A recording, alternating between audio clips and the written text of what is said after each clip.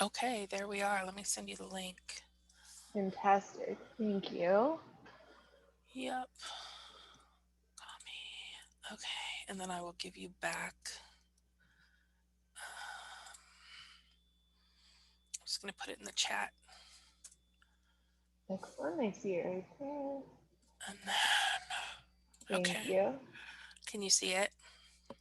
Yeah, well, I see it in the chat, and then I see that under the screen share it says that it's live now. Okay. I mean, can you see on YouTube? Oh, let me see. I have so many windows open. I'm going to do it from my phone.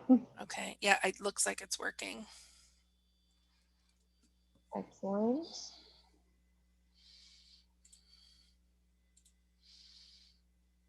Okay. Let's see here. Why can't. Yep, it is live.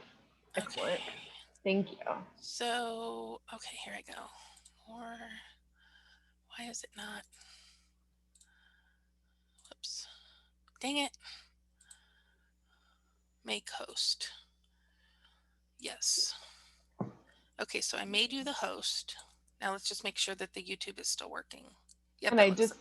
excellent. Okay, I think we're good. Awesome. Thank you so much. Yeah, you bet. I All mean, right. there's Hmm? another way to do this. Um, but we have to set it up in advance. So this is fine for today, but next time let's see if we can do it the other way, because that way we, like right now, people can see us and hear us on the YouTube. Nobody has Right. the link, but Right. Once they start live streaming, that makes sense. exactly. Um, excellent. And I will start. Me just chat me or holler. Great. Thank you so much. Thank you.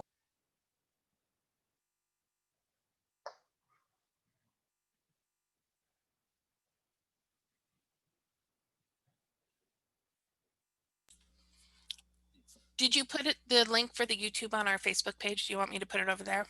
That would be fantastic if you could Okay. do that. Yep, I'll Thank do that you. right now. You bet. Thank you.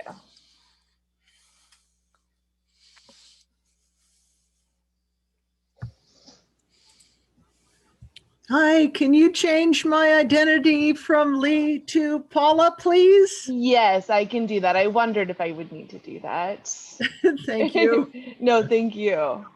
I have the notes teed up on my laptop, and then that way I can keep the Lee's laptop rolling for the Zoom, so it's easier. That makes sense. It's a bit of a system, but if we have it in place, that would work, it sounds like. Perfect. And now you are Paula Landsberger, Secretary. Thank you. Thank you.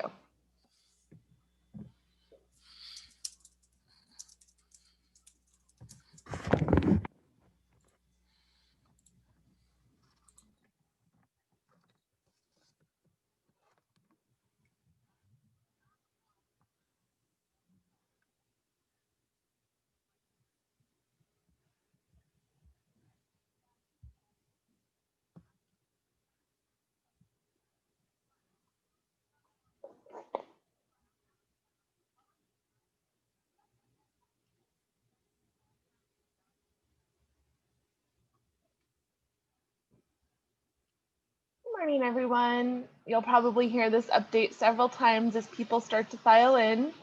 I want you to be mindful that in order to be credentialed for this meeting, you would have been sent a unique ID number from Drew Eastep yesterday morning. If you don't see that anywhere, you'll want to check your junk or spam folder. I know there are a lot of folks I've spoken to where it has ended up there. And then also, when you are trying to authenticate into the form, please make sure that you don't include any spaces at the start or end of the code. Any differences in that way will impact your ability to log in. If you have any questions, though, please feel free to direct them in the chat. Or you'll see on the bottom there is a phone number, 609 266 8188. That'll put you in touch with our acting parliamentarian who can help field any concerns or questions that you may have. And thank you all for joining.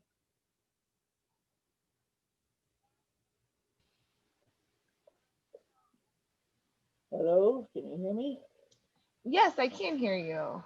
Where do we put in this number? Say that one more time.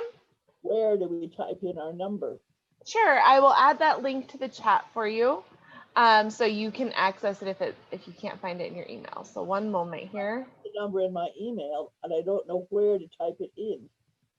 Sure, I will send you that link right now. Give me one moment here.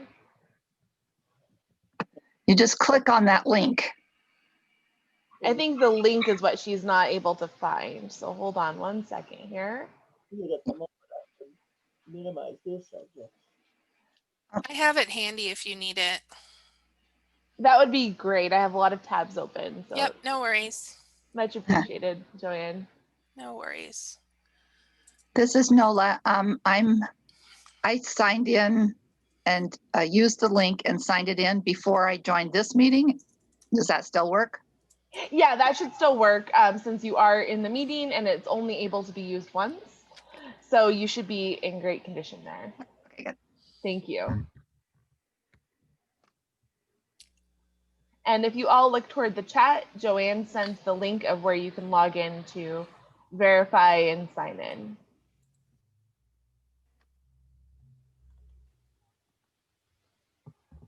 Okay.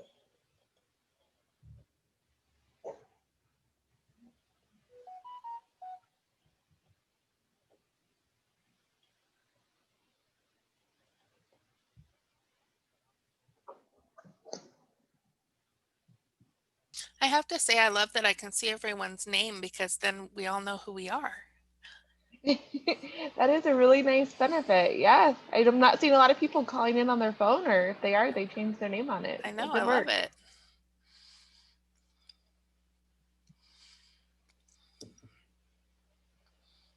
It might be a fun study to see if the later arrivers are the ones that use their phone and have their phone numbers attached. Oh yeah, there's probably some fun statistics around that somewhere. Definitely. For data nerds like you and me. Probably half the Democrats. I feel like that's pretty representative of the party. I would agree. I would agree.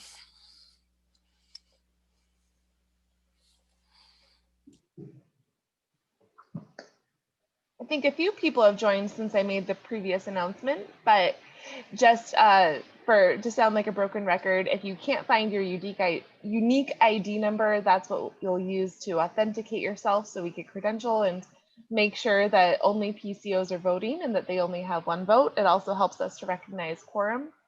You'll want to check your junk or spam folder if you did not receive that. And if you have any questions, you'll see a number on the bottom of the screen that you can contact.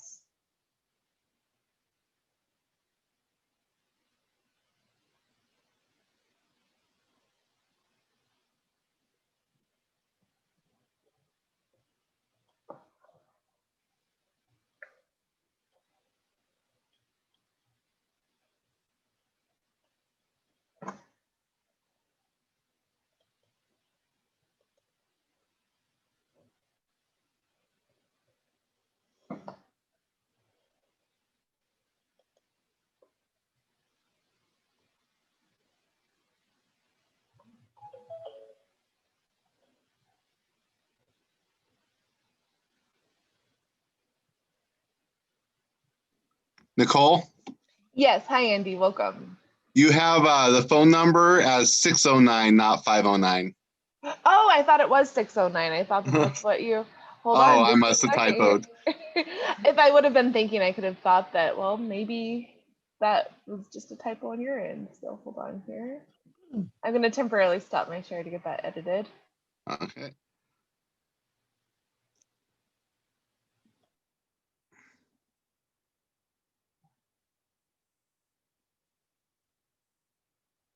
This is my first time Zooming from a laptop. So. So we're entering uncharted territory here. Thanks for breaking ground with us. Okay, participants, I need to see that. Okay, yeah, this isn't going to be a problem at all. Excellent. And pull up.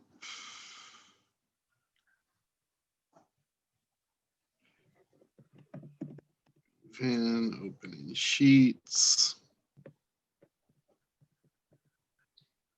All right, so now you should see updated on the screen. It shows the number that you'll want to contact should you have any questions or concerns or have any technological difficulties, which we're in a bit of uncharted territory here on Zoom. So I would be more surprised if there weren't technological difficulties.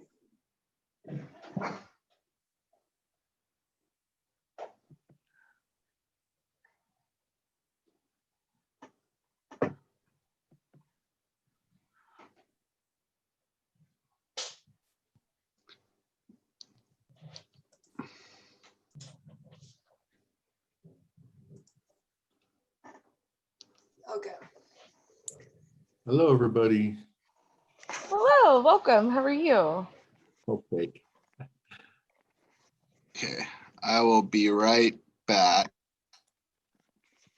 Great.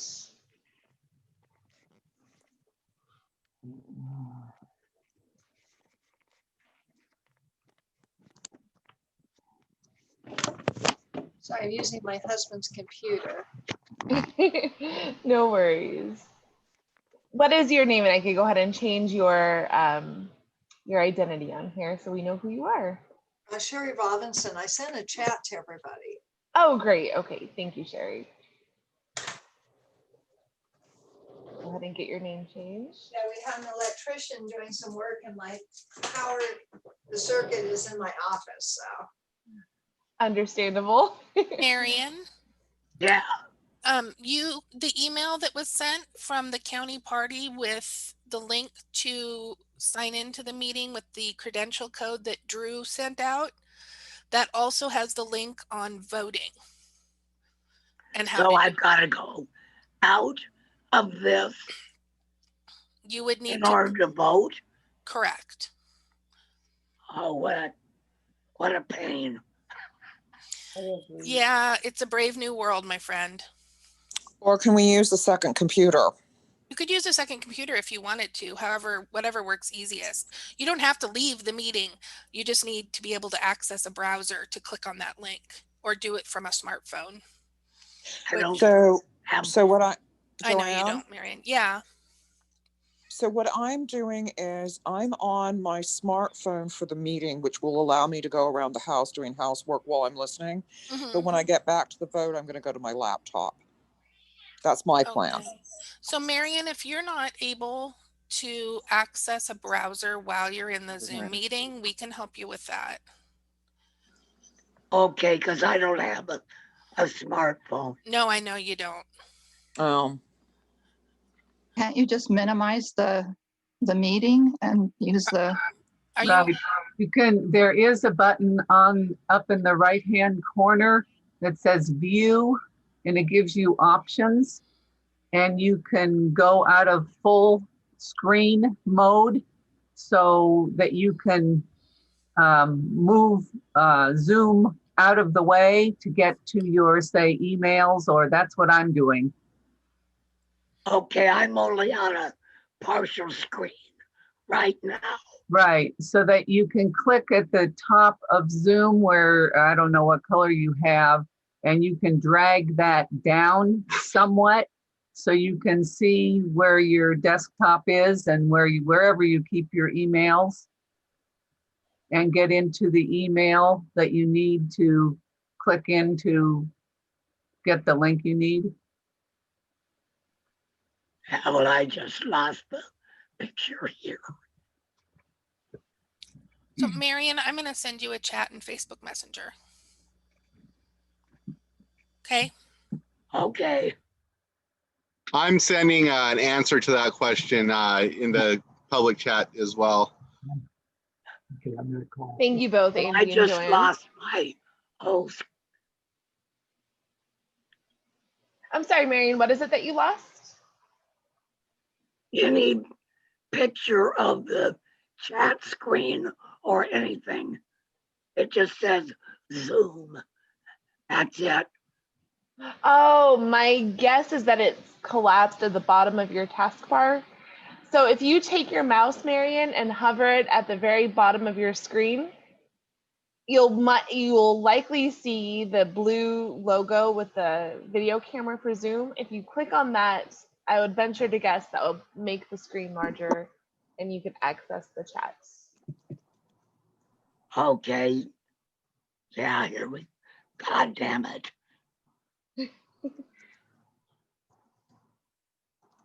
Hopefully the catchphrase calling this the new normal won't truly be the new normal. Hopefully we can have an in-person meeting in the semi-near future.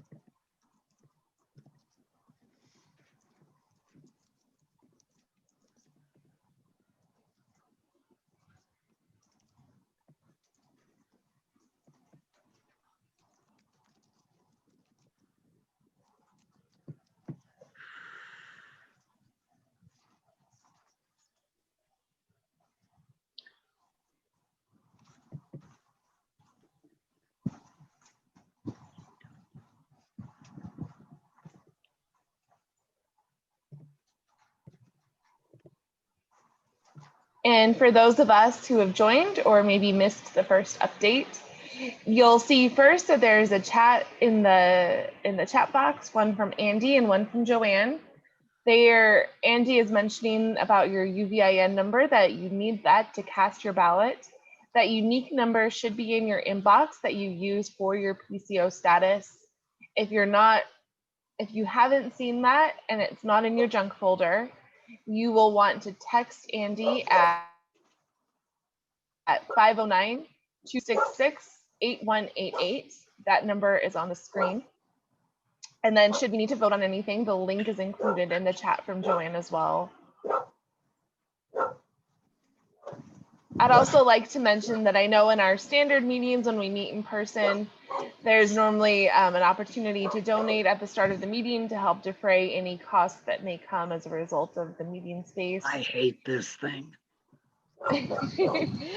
And now that we're meeting virtually, there are Zoom costs associated, and we're in the middle of an election, so things are costing money. So I may have to quit.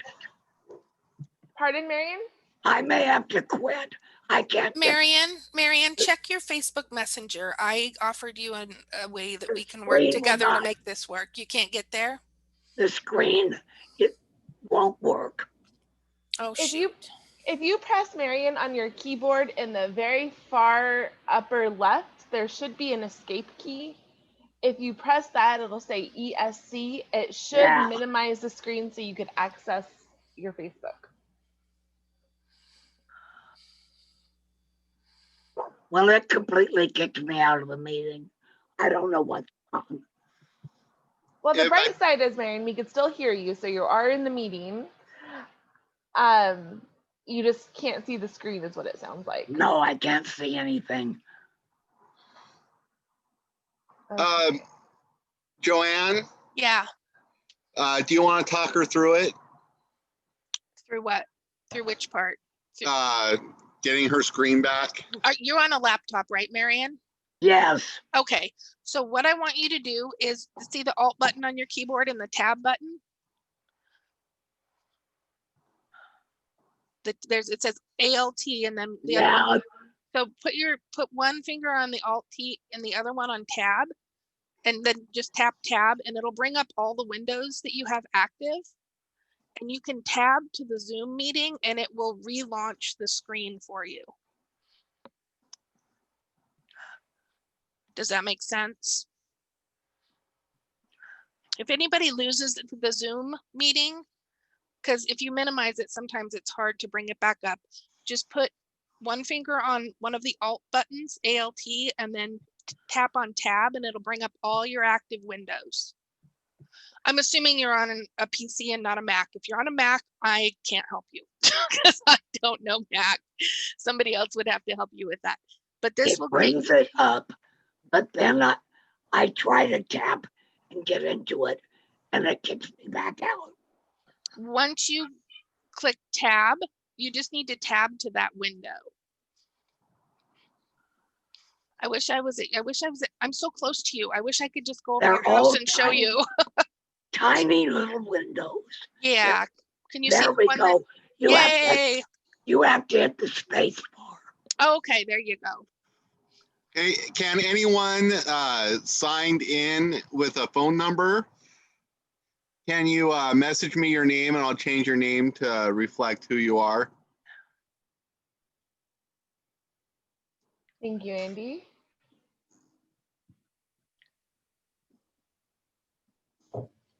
What's a quorum? Yeah, so quorum is the number.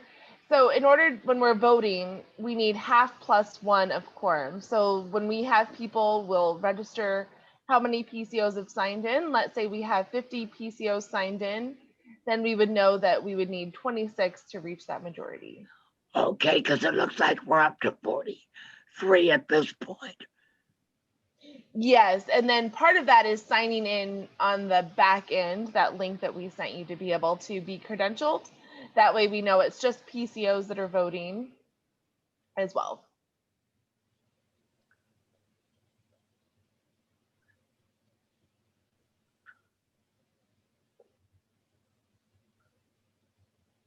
And so I will say I'm looking right now at our PCO credential sign-in.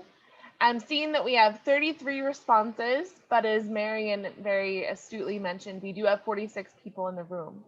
So I'm venturing to guess that there are currently 13 people who have not yet registered in the credential sign-in. So please let Andy know at the number on the screen if you are having any issues, and he can walk you through that.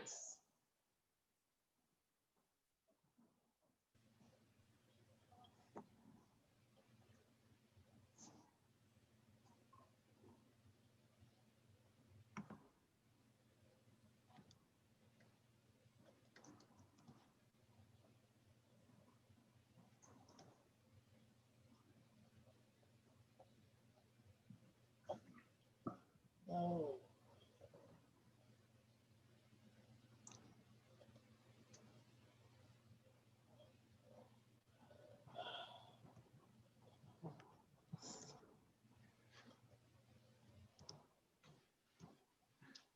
So we have about 8 minutes before the meeting officially starts. Right now is the period of time that would have typically been reserved to sign in should we have had our meeting in person. So again, you'll want to officially sign in using the information provided with your unique identification number. I believe Joanne has sent that into the chat. And Yeah, if you have any questions, please reach out. Bill, just click on the link I just put in the chat, and that will take you to the page where you sign in, where you need to put that number in. I already did that. You're good to go then, Marion. Okay. Joanne, can you hear me? Yes, it can. This is Flo. Hi, Flo. I cannot get to the screen where I can see your pictures and so forth. On Zoom? Yes, I'm still at the sign in. I've signed in my number about 3 times and doesn't give Oh, me. you click on a different link for the Zoom. That's in the email that we sent out. I did that. Okay, you're in the Zoom meeting. But I can't see any pictures, or is my name listed as Flo? Well, there's a line that says forms. You are listed as Will Moore, Flo. My son's name. Please know I'm Will. I'm Flo. Not Hey, Andy, can you change her name, please? Oh, one moment. Thank you. How do I get to a screen where I see the pictures? So right now, Flo, are you seeing where it has a page that shows information about the meeting with blue? Credential sign-in, submitted other response. I've submitted my number 3 times and comes back to the same screen. Okay, so now what you'll want to do, Flo, is if you hover your mouse at the very bottom of your computer screen, you should see an icon. It's blue with the white video camera. What am I in there. changing? Oh. Yes. That is for Zoom, and if you click that, it should make it full size. No, it still comes back to the same screen. when I do that. And so on your screen right now, just to clarify, you're not seeing where it says SCDCC September PCO meeting? No, Okay. here's a little screen with it on. Maybe I can click on that. Yeah, I think if you double click where you're seeing that, it should make it full sized.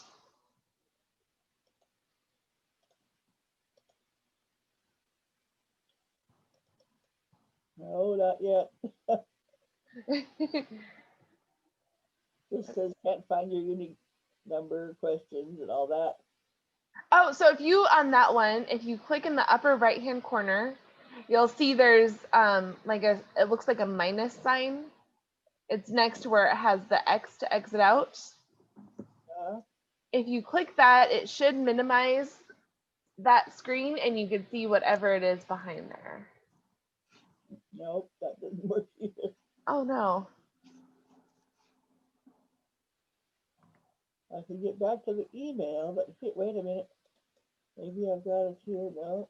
Anyway. Little teeny window in the corner.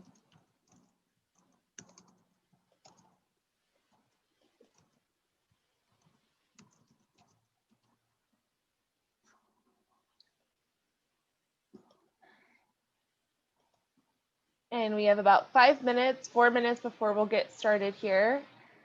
I see you. I'm here at last. Excellent.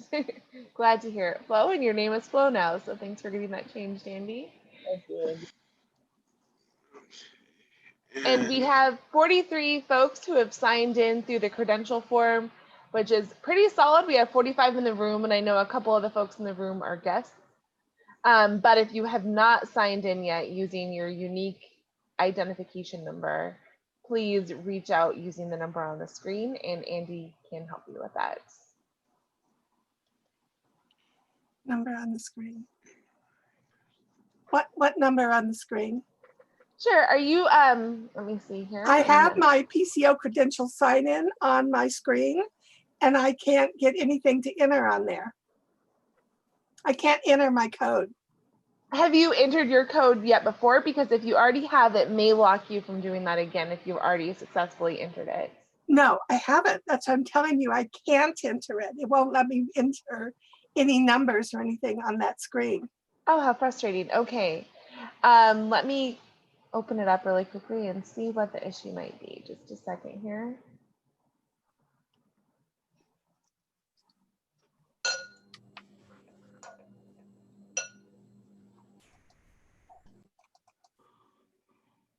And just to clarify, you're clicking in where it says your answer. You're clicking in that there. line. Now I have a cursor that's blinking, so I can probably. Oh, excellent. I didn't That's a good sign.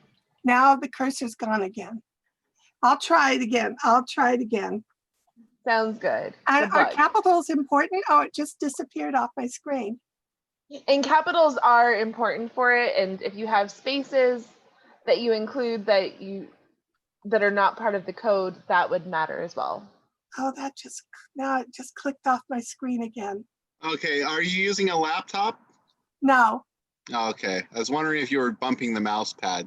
No. Mr. Cat, you don't need to help me.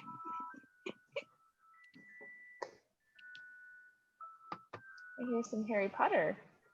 Oh, I got it. I'm getting a message. I just want to go back to that other screen. There it is back again. Excellent. And good work. We're up to 47 responses out of 50 participants in the room. So let's see if I can put my way over on one side of my screen. See if I can pull it over.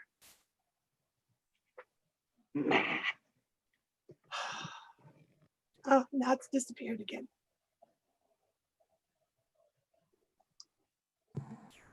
No, you get up here, Mr. I don't want that.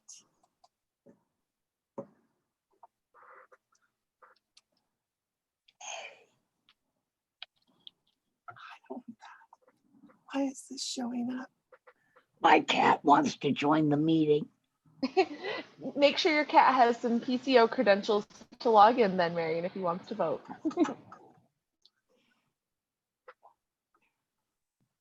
Yeah, put your cat on mute.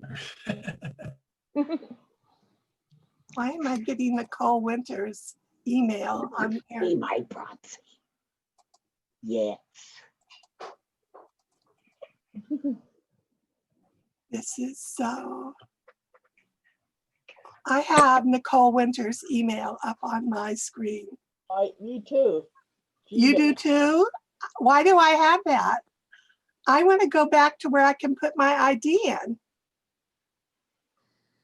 If you go into the chat there, Lonnie, you should see a message from Joanne that does have the last Zoom credentials on there.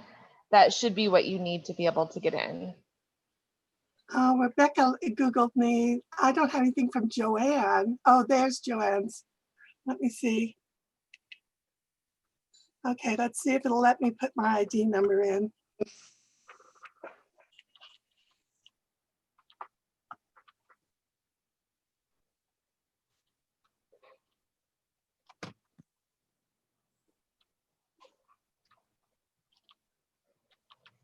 And we are having just a few more folks trickle in. So I'll wait to get started a couple minutes after 10 o'clock just to give everyone a chance to get credentialed. Can you hear me? Yes, I can. Okay, am I in? Because I put in my number and it keeps saying that it doesn't match. Sure, and are you making sure, and you are in the meeting, yes, but if you want to be able to vote, you would do that by entering that number. So I did it. I went to that other one and I put in my number and it keeps saying that my number doesn't match. It doesn't match. So I got my number. Match? Yes. It doesn't match whatever it is supposed to. Name? Say that again? I can't see who's talking. I got my phone on. Is there a problem with my phone? It says No, I iPhone. just need It you to doesn't say your have name. Oh, Gilbert Mendoza. Okay. I know you're a PCO, Gilbert. I've met you before. I don't think we recognized you without your hat, Gilbert. Oh, I'll go get my hat. It's good to see you.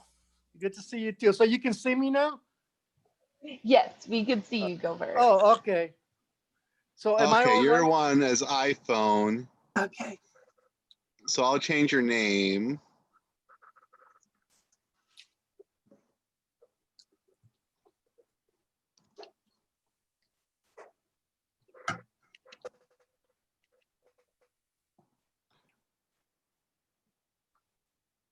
Hey, Gilbert? Yes. I will send you a chat with your ID. Okay. Well, and then where do I put it? In the link that Joanne put up.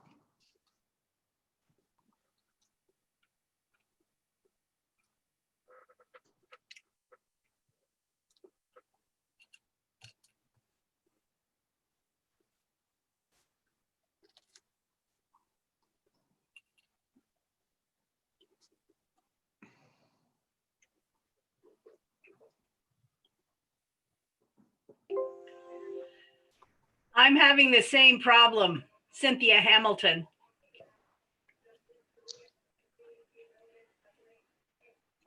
If you're trying to copy and paste the code number into the form, if you accidentally copy a space, it won't work. So make sure there's no space before or after the number.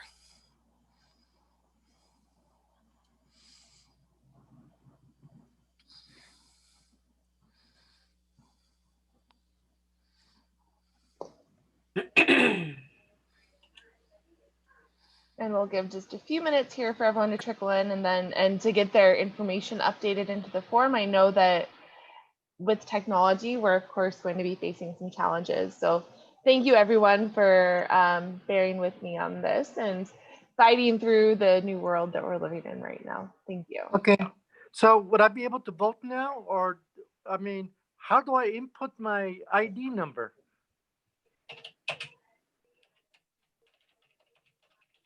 So if you click on, it'll say your answer in that form. That's where you'll be able to type your ID number. Would this form be emailed to me? Do you see it in the, it would have been emailed to you, yes, to the information that is connected to your PCO email. And so it should be in there, but if you look in the chat box as well for this meeting, you will also find it there. Okay, my chat box isn't coming up on my phone. Oh, on your phone, that does make it harder. So I don't see anything. See.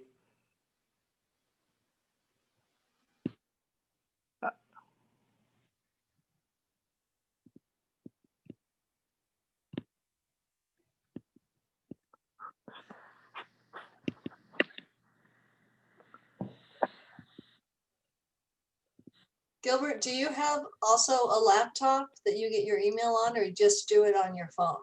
I just do it on my phone, and I didn't have a problem the last time. In fact, it was a lot easier the last time. Yeah. If you use your phone, this is Michelle Kelso. If you use your phone, you look in the lower right-hand corner, there's 3 little dots that say more below, right? You click on that, and then the chat should be one of the options that shows up. And there's the link in there. Oh.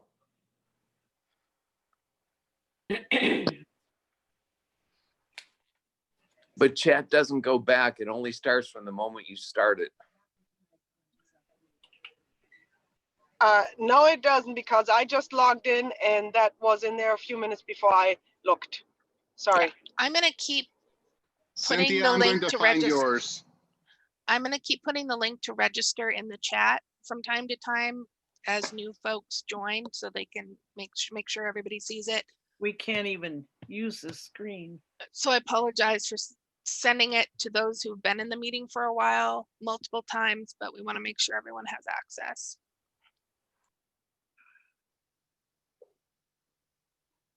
Thank you. So we are getting to close to 10 after the hour. I know that there are going to be times when we're still going to be working on those technological issues on the back end. I think I am going to have us go ahead and get started. And okay, excuse me. I put in my number and Elliot, it says, I want to be in. it says here it must match. I need to get in. You can't start the meeting until people can sign in. Right. And so Gilbert, you're saying that you're entering the number and it's not accepting it. Is that correct? That's right. It says must match pattern. I put in my number. And are you including the dashes in that number as well? Well, when I got that number, there was no dashes in the number that was given to me. I sent it with dashes. Okay, let me back up. Let me get out of here. Sure. And Christine, I see your hand is raised. Yeah, I have this website with a PCO credential sign in, but I can't enter anything in, but I'm already in. So does that, I don't need to try to put in a credential number. Is that so right? you will want to put that in, because so while you're in the meeting and able to view and participate, it doesn't give you it doesn't dedicate toward our quorum or our voting. I can't enter a number in that screen. So when you click that, it'll say your answer. It'll be kind of faint. If you click on that, then you should be able to start typing and see if that works out for you. I'm trying to find where's a clickable place. So Nicole, I don't want to make an emotion, but can I make a suggestion? And we're never going to start this meeting if we're walking through everybody's technical issues one by one.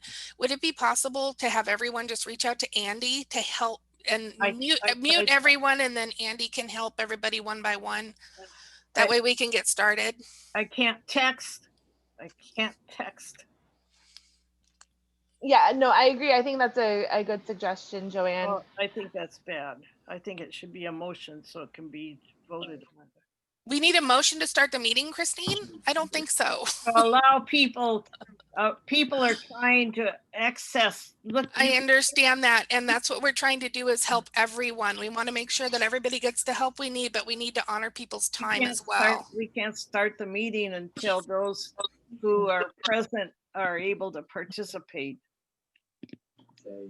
And I will say, I'm seeing in the meeting in Zoom, we have 63 participants.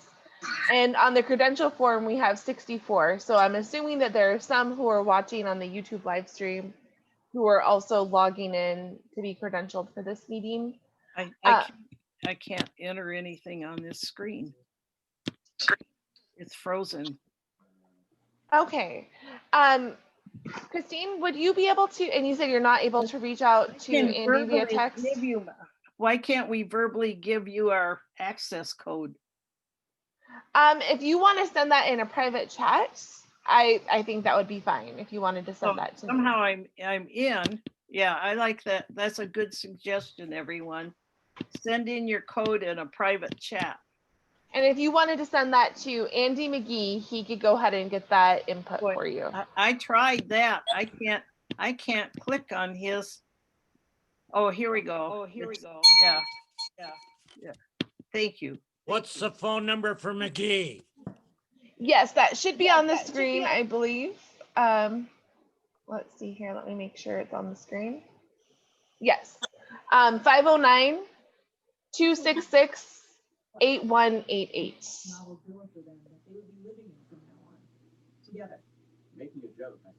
Okay, it took my last number, so I guess I'm in. I can vote now. Perfect. Yes, and now your number is contributed toward our quorum. Correct. There, I have entered in a message to Andy McGee. I have entered my access code because I cannot enter anything on that Zoom screen. Okay, and it's going to take me a bit. I'm still looking for a code for someone. Yeah. So I will get to it. It's just going to be a little slower than we'd like. Okay, did you get my code? This is Gilbert. Did you get my code? I sent yours to you. Yes, Gilbert. I did. And then I submitted it. Did you get it now? Okay, that doesn't come to me when you submit it. Oh, okay. So, but it took it. Thank you. If it said it took it, then yes. All right. Thank you. Okay, so given that it sounds like we have things under control with sending information to Andy, thank you everyone for bearing with me. I'm going to go ahead and mute the participants in here so we could go ahead and get started, but please know that there are avenues for you to reach out for technical assistance should you have any questions or concerns. Want to participate. Involved a small tape recorder, which they weren't able to get. Tell me that my code has been received and validated. Frank Malone. 7036. Sure, and if you go ahead and send that as in a message to Andy, he will be able to take care of that for you and check the credentialing there.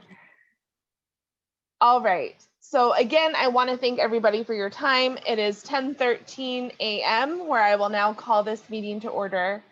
A few housekeeping items that you will see on your screen. I know we're working through some technological issues. We're entering kind of unprecedented times when it comes to having large meetings with various levels or access to technology. So thank you everyone who's bearing with me. I want to thank Andy McGee and Joanne Fleming who have been really instrumental in helping to connect folks with their technology in this meeting. So thank you very much. Again, you'll see at the bottom of the screen here, there's a phone number. It's 266-8188, area code 509. If you are having any technical issues, you can reach Andy McGee at that number, or you can access via the Zoom chat as well to Andy, and he should be able to help you with any of those questions that you may have. And then the other point here too, there's again the number on a larger screen. And then I know in the past when we have our meetings in person, we do typically have it such that we ask for donation costs as you're walking in the room potentially to defray the expenses of renting the room. Although we're not renting a room, Zoom does have a monthly expense. So if you feel so inclined, I encourage you to visit our website and select either make a contribution or become a sustaining member to help defray those costs and bolster the party during the critical election. So thank you very much. The other thing is, should there be times when a motion is necessary or if there's discussion or desire to vote, you can either raise your hand on the screen through your Zoom credentials or through your Zoom information, or if you're unable to do that because of the technology level that you have on the screen or what you're able to access on your screen, you can also reach out to Andy at 509-266-8188, and he will verbally make a log of those who may have made a motion or would like to speak or have any objections or whatever the case may be. So thank you very much on that end. So with that, I'd like to move into the flag salute. And with this, I'd like to welcome the Spokane County Democrat Central Committee Vice Chair, William Kilpatrick. Since I was going to have Andy do it, he's a veteran as well. Andy's a little indisposed, I'm guessing. So William Kilpatrick, who is also a veteran, will be joining us, leading us in the flag salute. Good morning, Spokane County Democrats. I'm going to start the Pledge of Allegiance, and then you can complete it as follows. Okay, here we go. I pledge allegiance to the flag of the United States of America, to the republic for which it stands, one nation, under God. You guys hear me? Indivisible, with liberty and justice for all. Thank you. And thank you, William, for helping with that. I appreciate it. So next is the item on the agenda is our credentialing and determining how many PCOs are in this meeting in order to determine quorum. So looking at the form here, we have 67 PCOs who have registered for this meeting and signed in with their credentials. I do see that Joanne has a hand up. Go ahead and finish, Nicole. I just wanted to ask if maybe we could really quickly go over protocol for asking questions so folks aren't unmuting themselves and talking over each other. Oh, absolutely. So yes, if you are wanting to ask a question, what Joanne did is a great example of that. She raised her hand through the Zoom information. There's an icon to do that, to raise your hand. If you're unable to find that icon, you can also pose a question through Andy McGee with that number that's on your screen. He will publicize that somebody has a question and will open the floor to you to speak. So there are opportunities for you to participate in the meeting and enjoy. It makes it a challenge because with Zoom, it's very easy to talk over one another and hear background noise. So this way we'll hopefully streamline that process. Looking at the credential screen now, we did have one more PCO login. So we have 68 folks who have registered for the meeting, signed in and been credentialed, which means that a majority for this meeting would be 35 individuals needed to pass any motions. And that's the quorum that we would need to maintain moving forward in this meeting as well. So now all of you should have received a copy of the agenda from the previous that I had sent out in advance. Before I entertain a motion to approve the agenda, I myself would love to entertain a motion for an amendment. Since the agenda went out, we experienced the really tragic passing of Justice Ruth Bader Ginsburg, and also saw the injustice experienced on behalf of the death of Breonna Taylor. So I would love to entertain a motion to have a moment of silence for these two figures of justice. So moved. And second. Perfect. It's been moved and seconded. Are there any objections to the addition to our agenda? I have an additional agenda motion to amend the agenda. All right. What is your motion, Joanne? I would just like a couple minutes to talk about the bylaws changes and updates that we will be addressing at the next meeting so that folks can have a heads up. Perfect. So right now we have a motion on the floor to amend the agenda to add a moment of silence for Ruth Bader Ginsburg and Breonna Taylor, as well as to dedicate a couple minutes toward future plans on bylaws review. Is there a second to this motion on the floor? I second it. PCO 4027.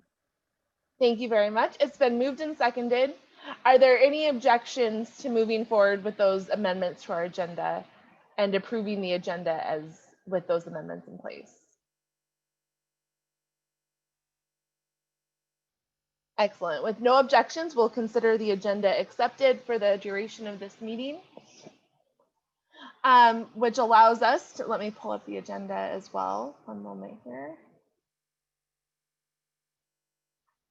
So now with that, we can move into the next item on our agenda, which is the treasurer's report. We're joined by our treasurer, Michelle Kelso, who has been working exceptionally hard. So Michelle, I will pass the floor over to you.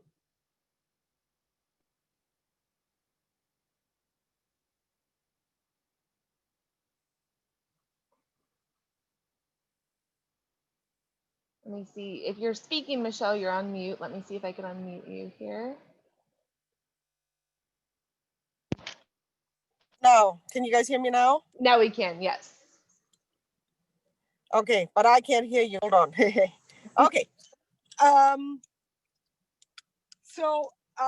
Actually, Nicole, I just saw something in the chat that someone would like to first approve the minutes from the last meeting. So maybe that should come before me. Thank you for that. And actually, I do want to apologize on that. As I was preparing for this meeting, I realized that I did not send you minutes for the previous meeting. So I apologize gravely for that, and I will ensure to have those minutes at our next meeting, including the meeting, these minutes as well, for us to approve all at that same time. And Paula Landsberger requested that if someone speaks up, if they not just say their precinct number, but also their name, so that she can keep that. So Paula, this is Michelle Kelso, the treasurer. And I need to apologize to everyone because I'm doing this from my car. I just came from the chiropractor and I have been trying and I cannot get into my treasurer email right now. So I cannot pull up the documents that I'm was going to show you guys. Luckily, I do have some notes here. Our current bank balances are, well, I thought I had some notes here.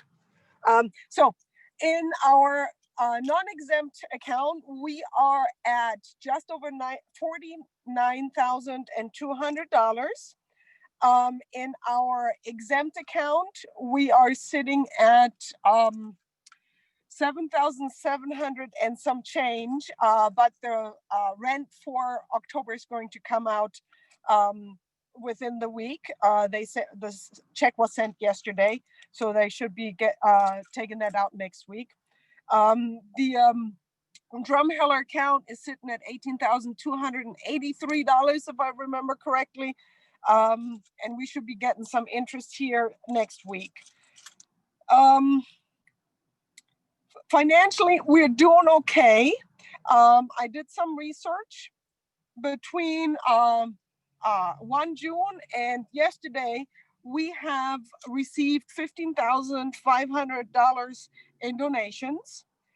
And before everyone thinks, oh, that's all because we've started giving out those signs. Actually, only $3,843 of that is from signs. So we have a total of 35 recurring donors now. That's up from 22 at the beginning of July. So we have a lot of one-time donors that have given since June. So we are actually doing pretty well. Our recurring donors are donating about $2,000 combined in a month, which is not quite enough to keep the lights on. We are hoping to get about 100 recurring donors giving average of $27 a month, because that pays for all of our regular bills. Of the rent, our database maintenance, the phone lines, the internet, the coffee machine, and so on. So we're almost there. We were at under $1,000 a month when we started the drive to get more recurring donors, and we have more than doubled that by now. As for disbursements, since the 1st of June, we have dispersed $27,700, but $18,200 was for the PDC fine, which is now paid off. So we no longer have that hanging over our heads. So we have, if you disregard this amount, we have taken in a significantly higher amount than we have spent. So financially, we're doing well. And since we don't exist to just accumulate money, we can spend some money. Yeah. Do I have any questions at this time?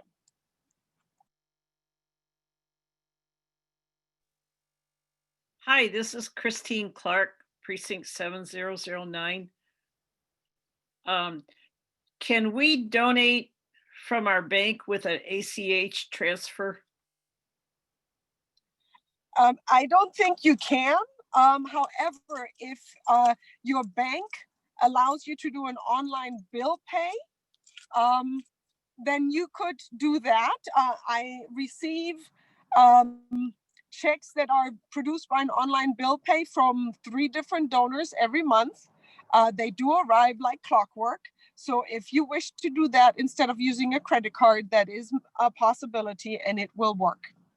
Yeah, thank you. I have a question. This is Flo Moore, 7011. Pardon me. My question is, what is the amount of the rent? Yes, our rent is $1,850 every month. That does include all utilities, trash service, water, electricity, and a cleaning service. So we are, we may be paying more than we did at the old location a few years ago, but we don't have to worry about paying a Vista $300 or $400 in the winter either.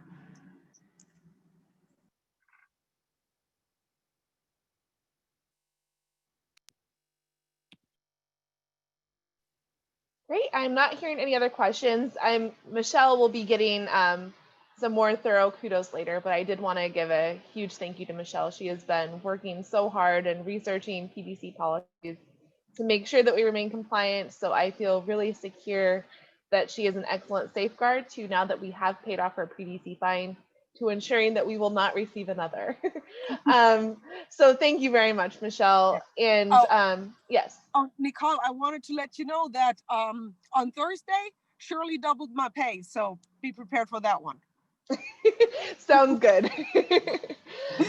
And then to piggyback on what Michelle was saying regarding recurring donations and what is needed to maintain our office expenses, I would highly encourage any of those who have the means to do so. If you visit our website, SpokaneDemocrats.org, you will see an option to become a sustaining donor.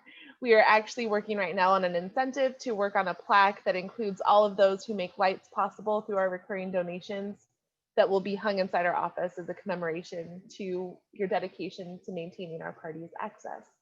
So thank you very much. With that, I would accept a motion to approve the treasurer's report, or to accept the treasurer's report. I so moved. Great, and I couldn't see who was it that moved that for Paul. 7011. Perfect. Yep. Thank you. Second, Rebecca Mason, PCO 4301. Thank you, Becca. So it's been moved and seconded. Are there any objections to accepting the treasurer's reports? Seeing as there are no objections, we will consider the treasurer's report accepted. And now we may move into the next segment of our meeting. We're joined by the special guests, Jesse Weinberry and Mariah Draper, who are here to speak about, you should have received this in your PCO packet, I-1234, and I will pass the floor over to Jesse and Mariah to explain more about this. Hi, my name is Mariah, and I am the statewide outreach coordinator with the WADA campaign, Initiative 1234. And it's an initiative to the state legislature to bring back affirmative action in the state of Washington after I-200 took it away. And it brings back affirmative action for education, employment, public contracting, and public health and safety. It's a really important initiative. It's been endorsed by 21 legislative districts around the state, and so far 5 county Democratic groups, which are King County, not Spokane County. We're here at Spokane County hoping to get your endorsement. Snohomish County, San Juan County, Pierce County, and Kitsap County. And we would really love to get your endorsement today. And I'm going to now pass the floor over to Jesse Weinberry to give you a little bit more information about what the initiative is before we open the floor up to questions. Thank you, Mariah, and thank you, Madam Chair. My name is Jesse Weinberry, and for those of you who are a lot younger than me, I'm a former member of the Washington State House of Representatives, former Majority Whip, and for the State House of Representatives, and more recently, a delegate to the Democratic National Convention as well this year. And I just want to echo what Mariah has said in terms of the support that we are seeking from the Spokane County Democrats for the Washington Anti-Discrimination Act. The good news that I'm aware of is that your executive board has already voted to endorse the initiative. And we are, of course, here urging your membership to do so, to join the many other counties that Mariah has listed. And the next step of business for us is going to be to go before the various legislative districts in Spokane County, the 3rd, the 4th, the 6th, the 7th, and the 9th. And so, hello? And so I'm able to answer any questions you might have. But before I do, I just want to draw your attention to the 4 basic components of Initiative 1, 2, 3, 4. Unlike Initiative 1000, last year that came to only 1% away from passing on the ballot. That was an initiative that just dealt with education, employment, and contracting. This initiative deals with all of those, plus 2 other important components: public health and public safety.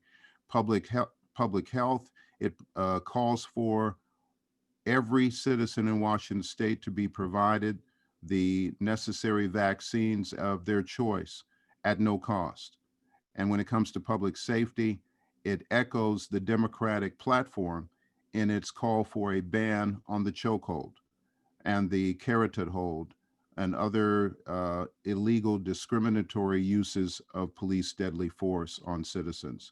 And so it is a more comprehensive initiative than I-1000, which was endorsed by the Spokane Spokesman Review.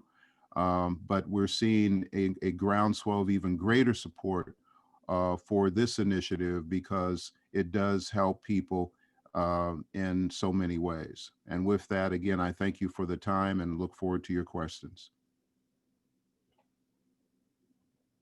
Thank you very much, Jesse and Mariah. I wanted to give an update on the executive board side of things. We did have on September 16th an executive board meeting where we received the same presentation from Mariah and Jesse.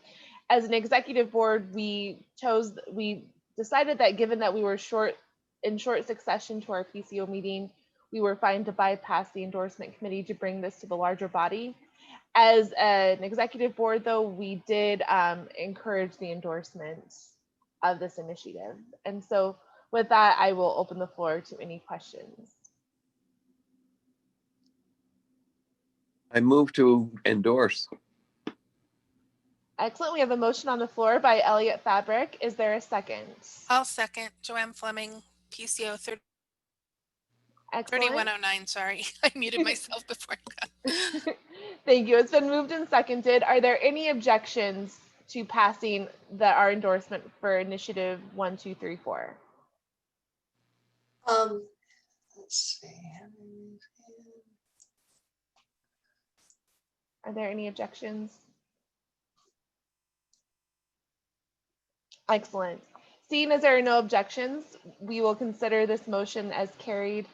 thank you for your endorsement for this. I think it's a great move for Spokane County as a whole, and of course for our state at large. Thank you, Jesse and Mariah, for championing this. I know I don't have to tell any of you in this room how critical this is, especially with the times that we face right now. So thank you very much. And thank you for joining us. Thank you, Madam Chair. And I just want to, on behalf of Mariah and the entire campaign and the many other counties and legislative districts that have endorsed this, thank you for your support. We look forward to working with you in the months to come. I was slipped a note a second ago to remind everyone that this is not on the ballot this November. It is an initiative to the legislature that we're gathering signatures for now. So we will definitely involve you in that process. We have till New Year's Eve to gather our signatures. Then we go to the legislature. And if the legislature puts it on the ballot, we will be back again in full force for November of 2021. But thank you so much. Excellent. Thank you. We look forward to it. And please, at any moment, if you need any assistance from our body at large, please feel free to reach out to the county, and I'm happy to help share the message on any assistance that you might need. Thank you. Thank you. And also, I was passed a note, and I think that this may be wise to record this for the call so that we can have a record to say what the exact vote breakdown was on this really critical endorsement. So let's see. What I'm going to go ahead and do, I know that we have our form where we could formally vote. I think, though, that if there are a few ayes or abstentions, that we can go ahead and move forward without using that form. So all in favor of passing this endorsement that we've shown that there are no objections for previously, say aye. Aye. Aye. Aye. Aye. Aye. Aye. Aye. Aye. Aye. Aye. Aye. Excellent. I'm hearing a lot of ayes there. Any opposed? Any opposed to this endorsement? And any abstentions? I abstain. Okay. So we have. Aye. So I see that Tom Topping has abstained. Was there another abstention that I heard? Great. So it carried unanimously with one abstention. So thank you so much again. We'll have that noted in our minutes. So moving forward, we can show the resounding support that this endorsement receives. Thank you again very much. And again, like I mentioned, Mariah and Jesse, please reach out to our body at any point if there is support that you might need moving forward on this. Thank you, Madam Chair. Thank you. You're welcome to stay for the remainder of our meeting, or you're welcome to carry on with your Saturday. The choice is yours. It is very nice outside, so I would not be offended if you chose to enjoy your Saturday. Bye-bye. I think that given the passage of our endorsement on this would be a good moment to have our moment of silence for first Justice Ginsburg and then Breonna Taylor. So give me just a moment here. I'm going to share my screen again.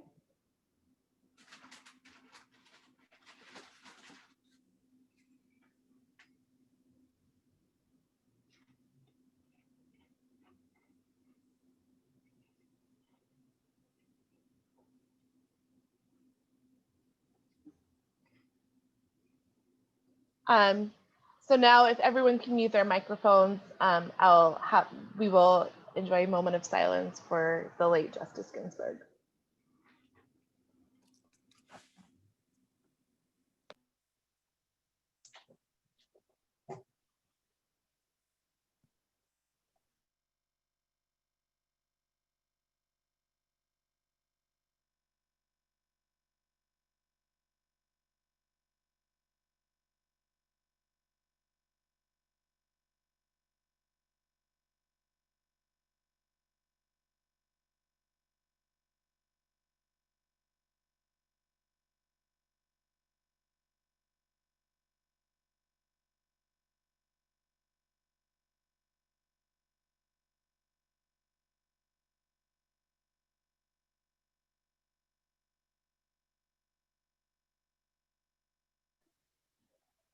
Thank you. And now we will entertain or enjoy moments of silence for Breonna Taylor. As we know, she was murdered by the police, and I think her story and the injustice that was served following that is really representative of a lot of the justice that is not served among many, disproportionately among our communities of color.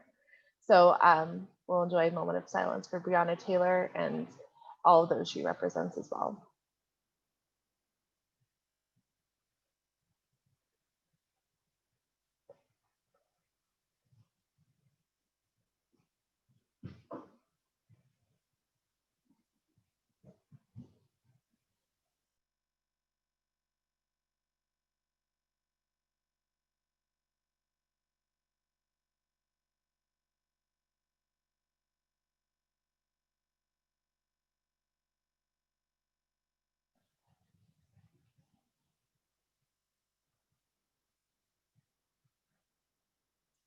Thank you for joining me in that moment of solidarity and respect for those pioneers of justice. So thank you very much. I do see that we have a hand raised. Christine.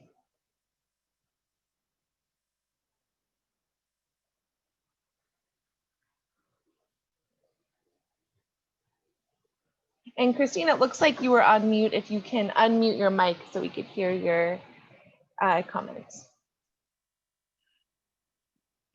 Oh, you're muted again, Christine.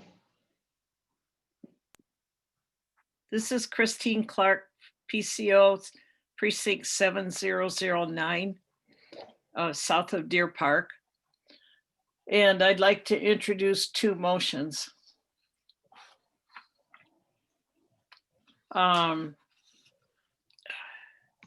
So is there a format for introducing motions using Zoom? Given that you have the floor, I believe you could simply state your motion. I know we're in a bit uncharted territory, so if there's any other insight that those may have to offer on that, I'd welcome their inputs. Well, that's how you did it. Right. Yeah, thank you. Here we go.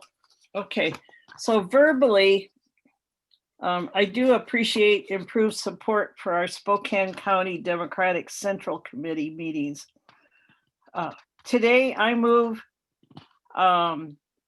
regarding the Spokane County Democratic Central Committee, known as the SCDCC, that members have equal access to a secure communication site such as Vote Builder Group for mutual ability to share in discussion, provide proposals, and discuss the diverse issues concerning our SCDCC. The Spokane County Democratic Party Executive Committee has used in the past and possibly currently an executive committee Google group.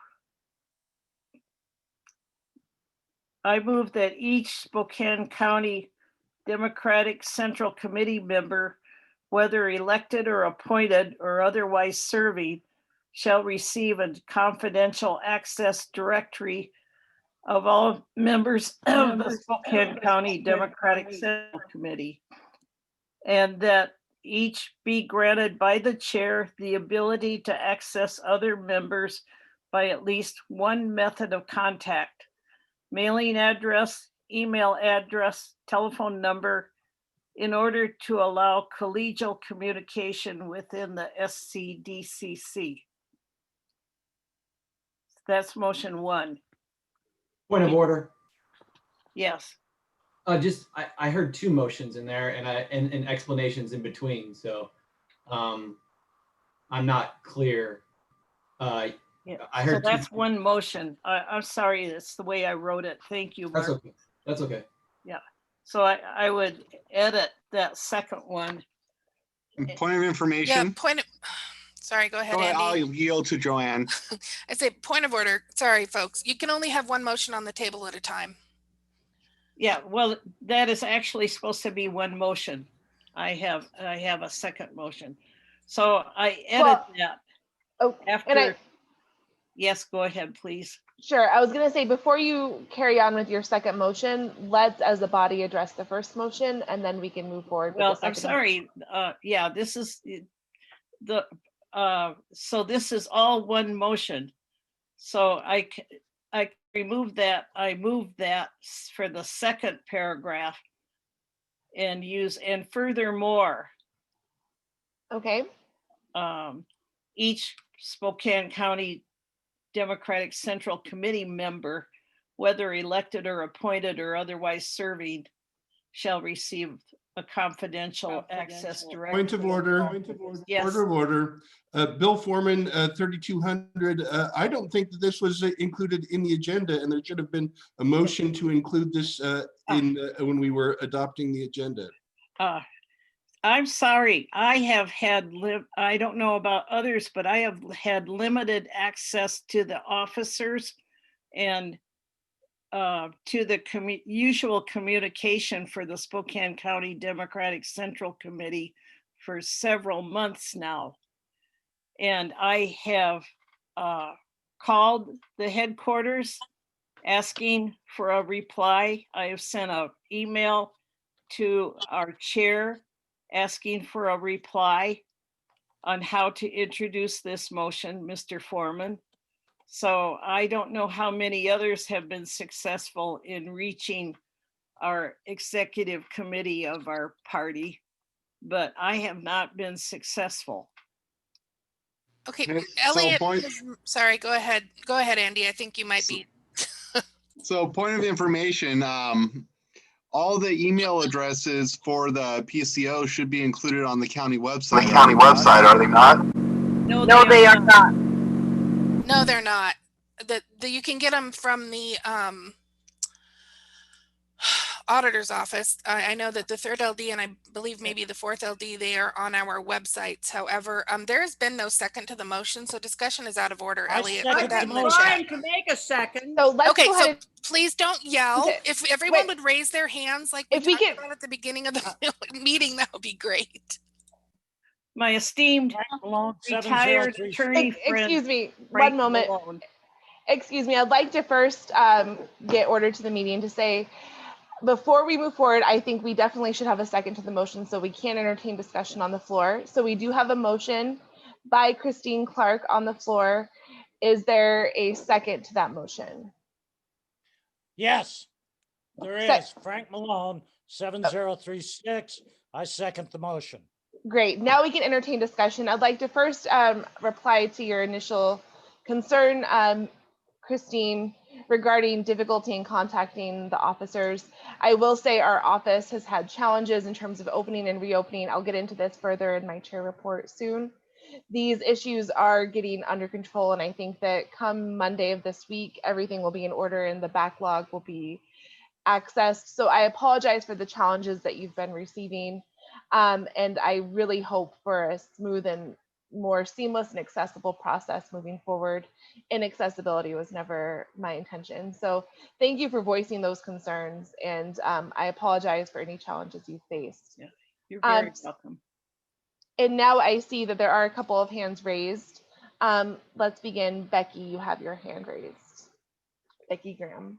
Yes, I was raising my hand to try to second the motion, but I feel very strongly that this is something that we need, given our situation these days. We need to be able to go in somewhere and discuss. And absolutely, we have to have the list of all of the different ways that we can communicate with each other. Otherwise, we can't move forward. Great. And I would agree with that. Brandon Borges, your hand is raised as well.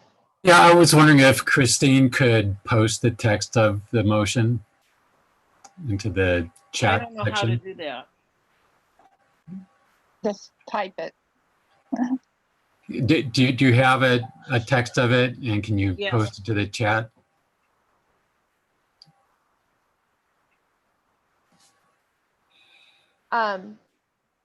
Yvette Joseph, your hand is raised. Oh boy. Thank you. I just wanted to sort of reinforce Christine's request. And Christine, all you have to do is type this into the chat. I think that will be helpful to everyone. Yeah, I appreciate that. And, you know, Christine is one of our longest serving volunteers. I know when I ran for office in 2004, she was always there and backed me up with all of my support. We need to do everything we can to share our information because we can't frequent the office, at least we hadn't been over the last several months. You know, it's sort of put a lot of questions into people's mind about what's happened to Democracy Together, where are our volunteers, what can we do to mobilize. So making the information available to everyone, at least to our PCOs, all the different lists of email contact information would be very much appreciated. So I thank Christine for raising these concerns, and will do what I can to reinforce and ensure that we're transparent and accountable to all of our members. Thank you. Thank you. Thank you. The motion has been moved and seconded. Right, I'm sure and Christine will forward the text or reread it if it's needed. thank you, Frank. Joanne, your hand is raised as well. Yeah, I mean, if we do vote to pass this motion, we already have the information on a Google spreadsheet separated by legislative district with names, addresses, phone numbers, and email addresses for all the PCOs, both appointed and elected, through the end of this cycle. So I would like to see the text of the motion as well. I understand that she read it. I'm still confused as to exactly what we're voting on. So maybe, Christine, if you're not sure how to copy and paste it into the chat, maybe you could email it to Nicole, chair at And SpokaneDemocrats.org. looks like she did include that in the chat now. We Oh, should okay, see good. it there again. Oh, good. Sorry, I missed that. Okay, cool. Thank you. I made a point of order. Is the parliamentarian I think what I'm going to, available? yes, Andy McGee is our acting parliamentarian for this meeting. So the point of order I heard was that there's been a motion and a second. There's discussion. Discussion typically follows that. So what was your question? The next step after discussion is voting. That's true, but they haven't finished discussing yet. Yeah, discussion is still being conducted. Okay, I'm just telling you. Right, that if someone were to move to the previous question, that would open us up for to vote, I believe. Yeah. But I'd like to give a moment. I'm going to go ahead and mute everyone's mics for a moment so we could take time to read the text that Christine has put in the chat so that we could all gain insight specifically as to what we are discussing or approving.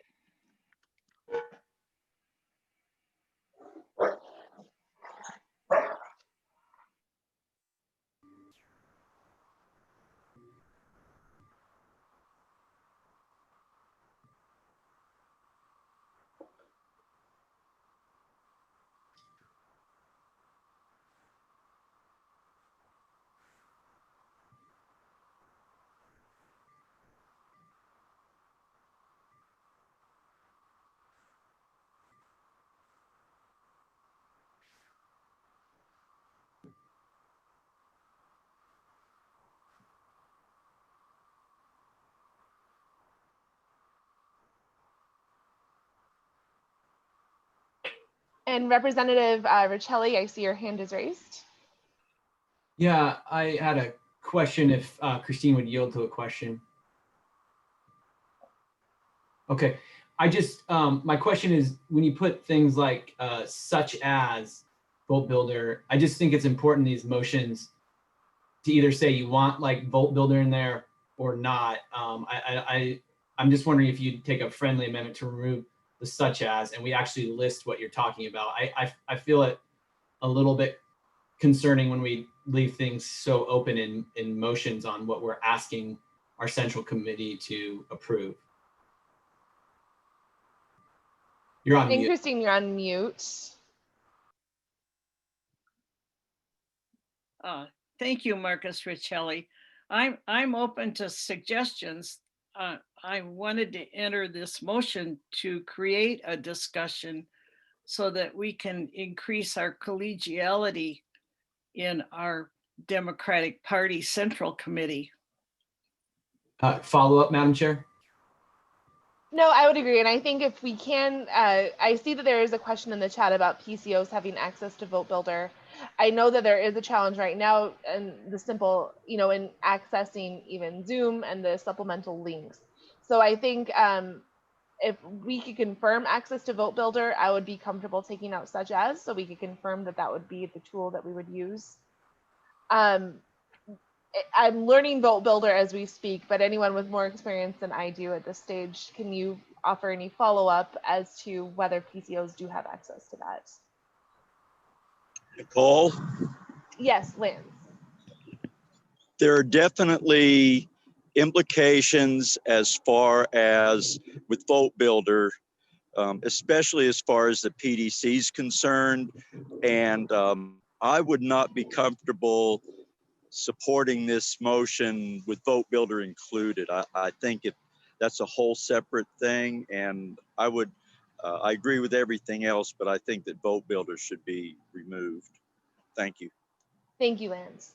That would be my instinct as well. I'm wondering, I do see that there's a comment in the chat that I think could be a fairly critical way to get this further examined, whether we can refer this to the Communications Committee, which is up and running. And so first I see that our Vice Chair William has his hand raised, and then Representative Riccelli as well. William? Good morning again. Each PCO should have the ability to have Vote Builder for their particular precinct. But further from that, giving people Vote Builder access to, say the entire county, I think you're going to run into complications with the state in that issue as well. Thank you, William. Representative Riccelli, then Joanne, and then Pat. Marcus Riccelli, 3003. Yeah, I think one of the concerns is that inevitably the state party has access and it limits levels. For instance, even myself, I can't get county access as for my campaign. I would only get the 3rd legislative district. So but I appreciate the motion, and I think there's a way to capture the intent and put forward a statement that says that we're committed to these principles. And so I guess my interest would just be, can we get there today on passing something that nails down that intent, or understand that it sounds like there's support for this kind of communication, that a group of people go and hammer out the actual tools that we're suggesting. So I personally would suggest the intent and trying to get there, and then we can go back and add specific tools as we investigate actually what kind of access we have, because I do believe the state party would control. So even if the SCDCC said we want every PCO to have full access to all county, as was previously mentioned, that's not something that I believe can happen. Thank you, Representative Riccelli. I'll say from my position as chair, I would like to see something very similar to that. I would like— Point of order. Excuse me? Point of order. Yes. The person introducing the motion should have an equal opportunity to respond. Sure, absolutely. To the submitted motion. In the conventional process that Spokane County Democratic Party has used is that one person comments for a motion, one person comments against a motion, and the maker of the motion has the ability to respond. Sure, and I see your hand. Nobody's disagreeing with that. Hey, we're Democrats. We're all trying to go in the same direction. We're all trying to elect people. So let's look at intent. Nobody's disagreeing. The maker of the motion would like to have a voice on the comments, please. Absolutely, and I wasn't intending to take away your voice, Christine. I was offering insight to elucidate on Marcus's point, but please, I'd love to hear your insight. Many people do not know that NGP van and the design of Vote Builder in the 1990s, and then later about 2006 was expanded to provide committee access through Vote Builder for those people that are empowered to use Vote Builder, and that is the officers, the precinct committee officers, elected and appointed, and the precinct area coordinators who represent a precinct but do not live in that precinct. And so the officers, the elected and appointed precinct committee officers, and the precinct coordinators are members of the Democratic Central Committee. And so they should all have access to Vote Builder. Thank you.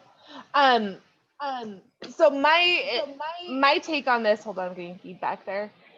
My take on this is I would agree with Representative Riccelli that I think it is important that we capture the intention of this motion while also giving, I think that there are a lot of details that need to be ironed out that perhaps this particular meeting would not necessarily be the most fruitful venue for. So my recommendation, if somebody would like to make an amendment to the motion, is to see if we could improve the spirit of this, which is to improve collegiality among our groups and increase communication with a venue where all PCOs can securely interact, with those fine details to be ironed out by our communications committee with guidance from the maker of the motion, Christine Clark.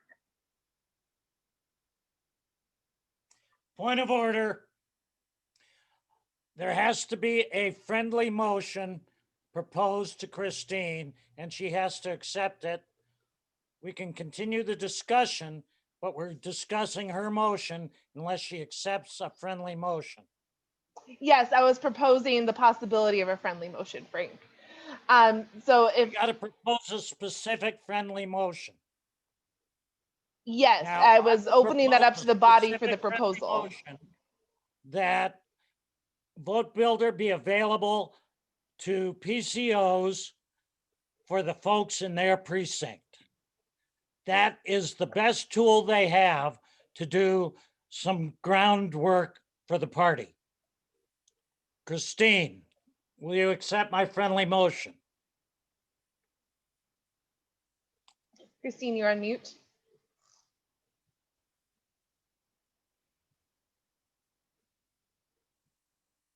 Thank you, Frank Malone.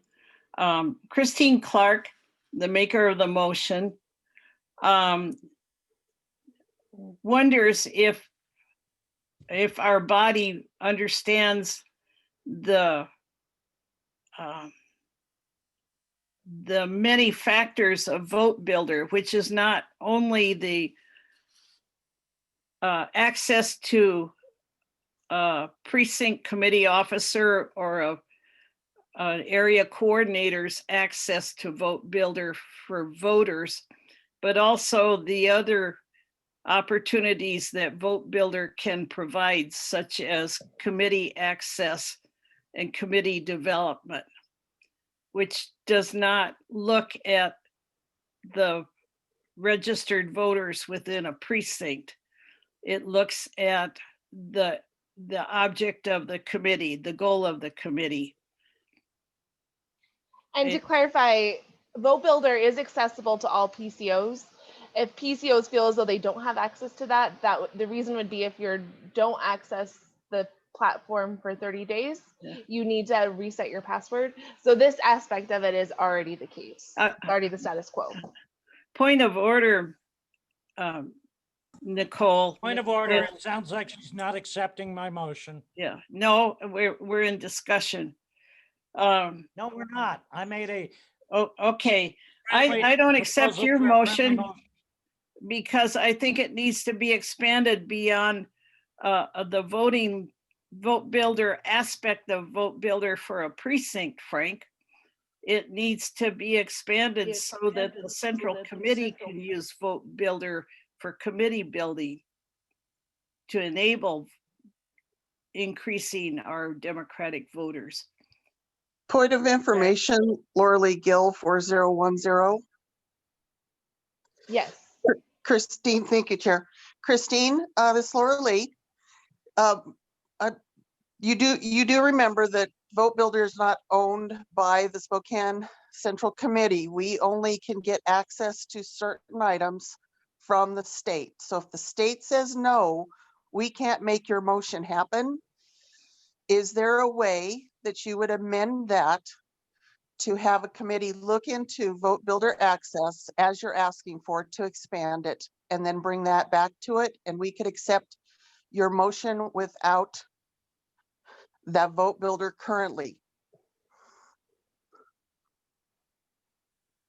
Well, you can ask the state party for anything that you want as a central committee, and right, and I'll let you know, in the 4 years that I did this, we tried to do just what you're asking and the state said no. So if we could just table that portion of your motion right now so that we could review it and see if they would be willing to make any changes, that would move us along. And I agree that we need to have better contact for those people that can't get to committee as you're asking for. Christine, you're absolutely right. in my motion, I would be willing to suspend that, remove that comment, such as Vote Builder Group, so that the motion reads, secure communication site for a mutual ability to share in discussion, provide proposals,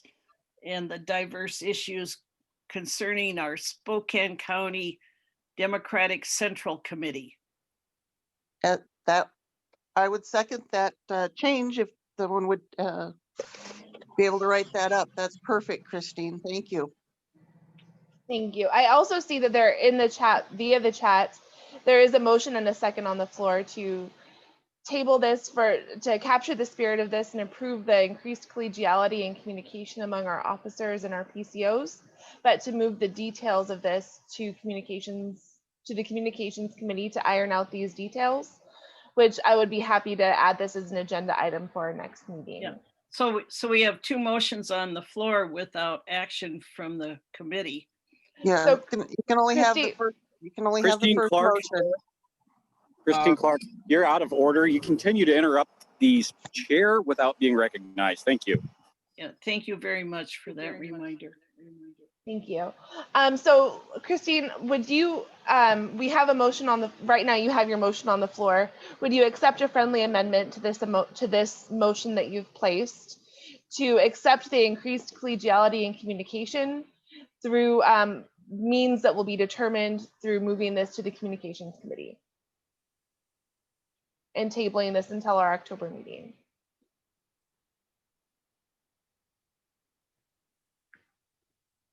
Let's see. Okay. Can you add the wording to the chat, or how can we amend that? Do I have to? I can take my. Okay, so.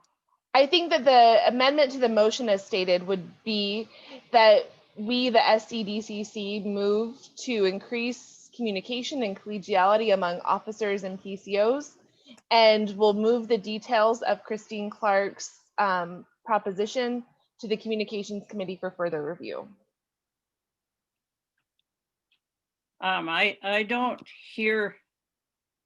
I don't compose my language with hearing as well as I do with sight.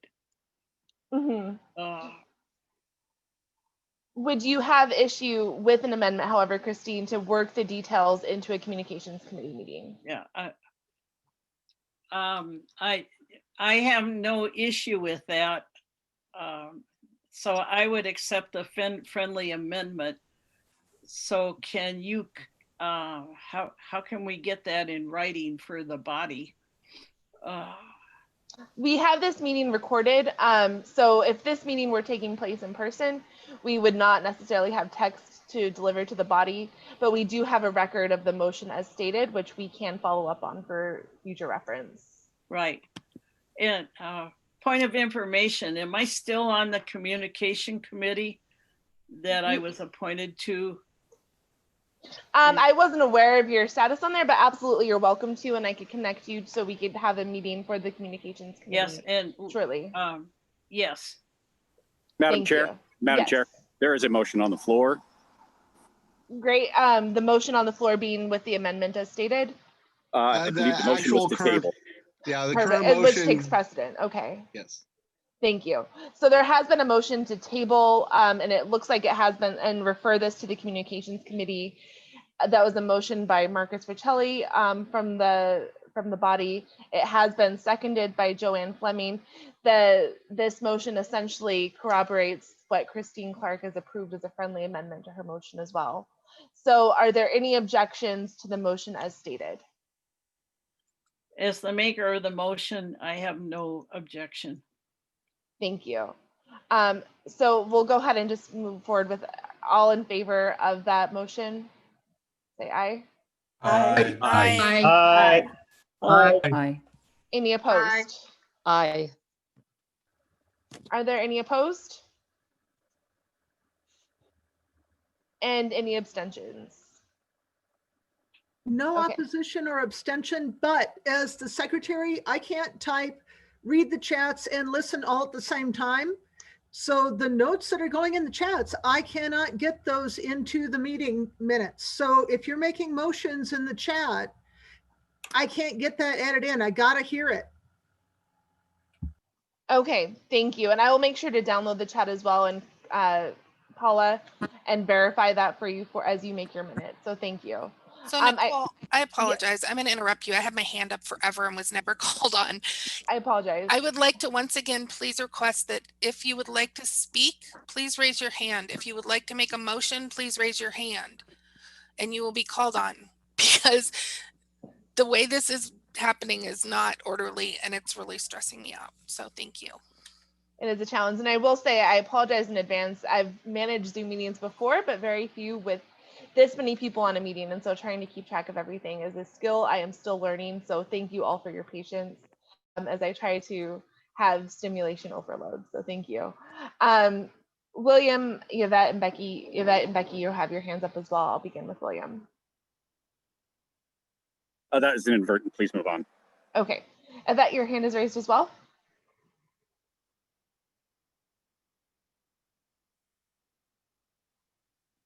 Can't hear you yet. Yvette, you're muted. We can't hear you speaking. Fine. That's what happened is my picture was below the chat discussion. I am going to, in the spirit of Christine's efforts, make a motion now to authorize the Spokane County Democrats. Is here in the chat. I'm trying to find it so everybody can see it. I'm making a motion to have the state party, or to create, sorry, I'm trying to find my motion. Let me find it here in the chat.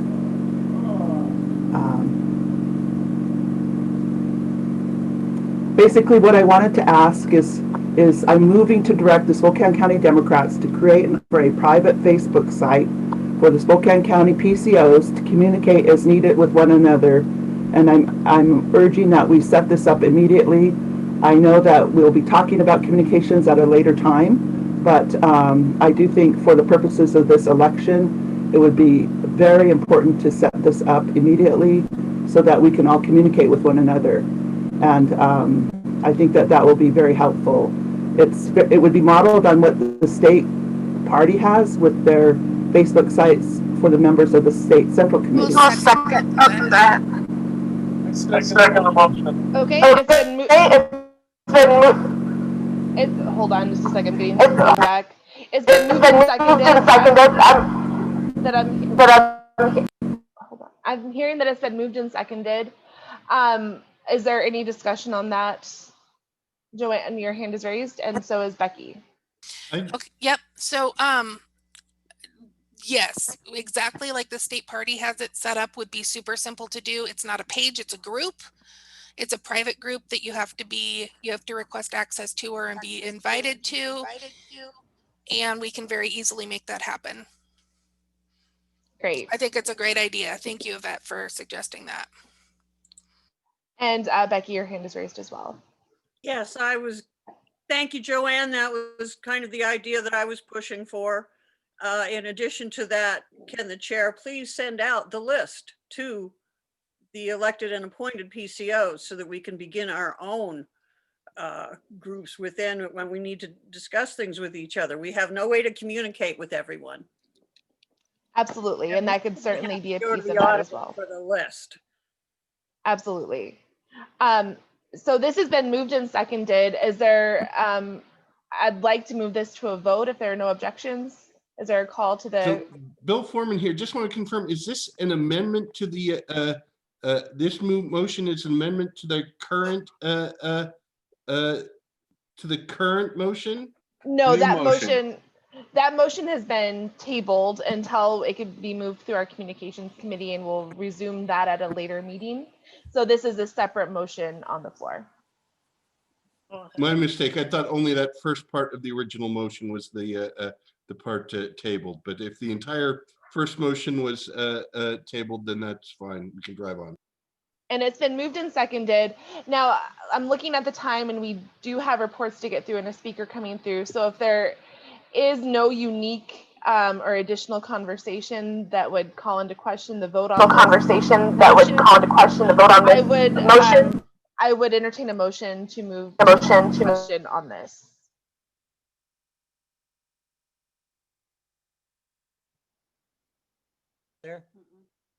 There's a hat.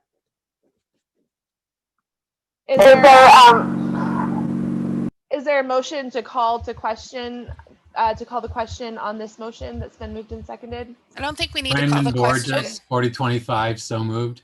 No, Thank no. you. Oh God, now we have to vote on that. Sorry, if we call. Sorry, you're on mute, Joanne.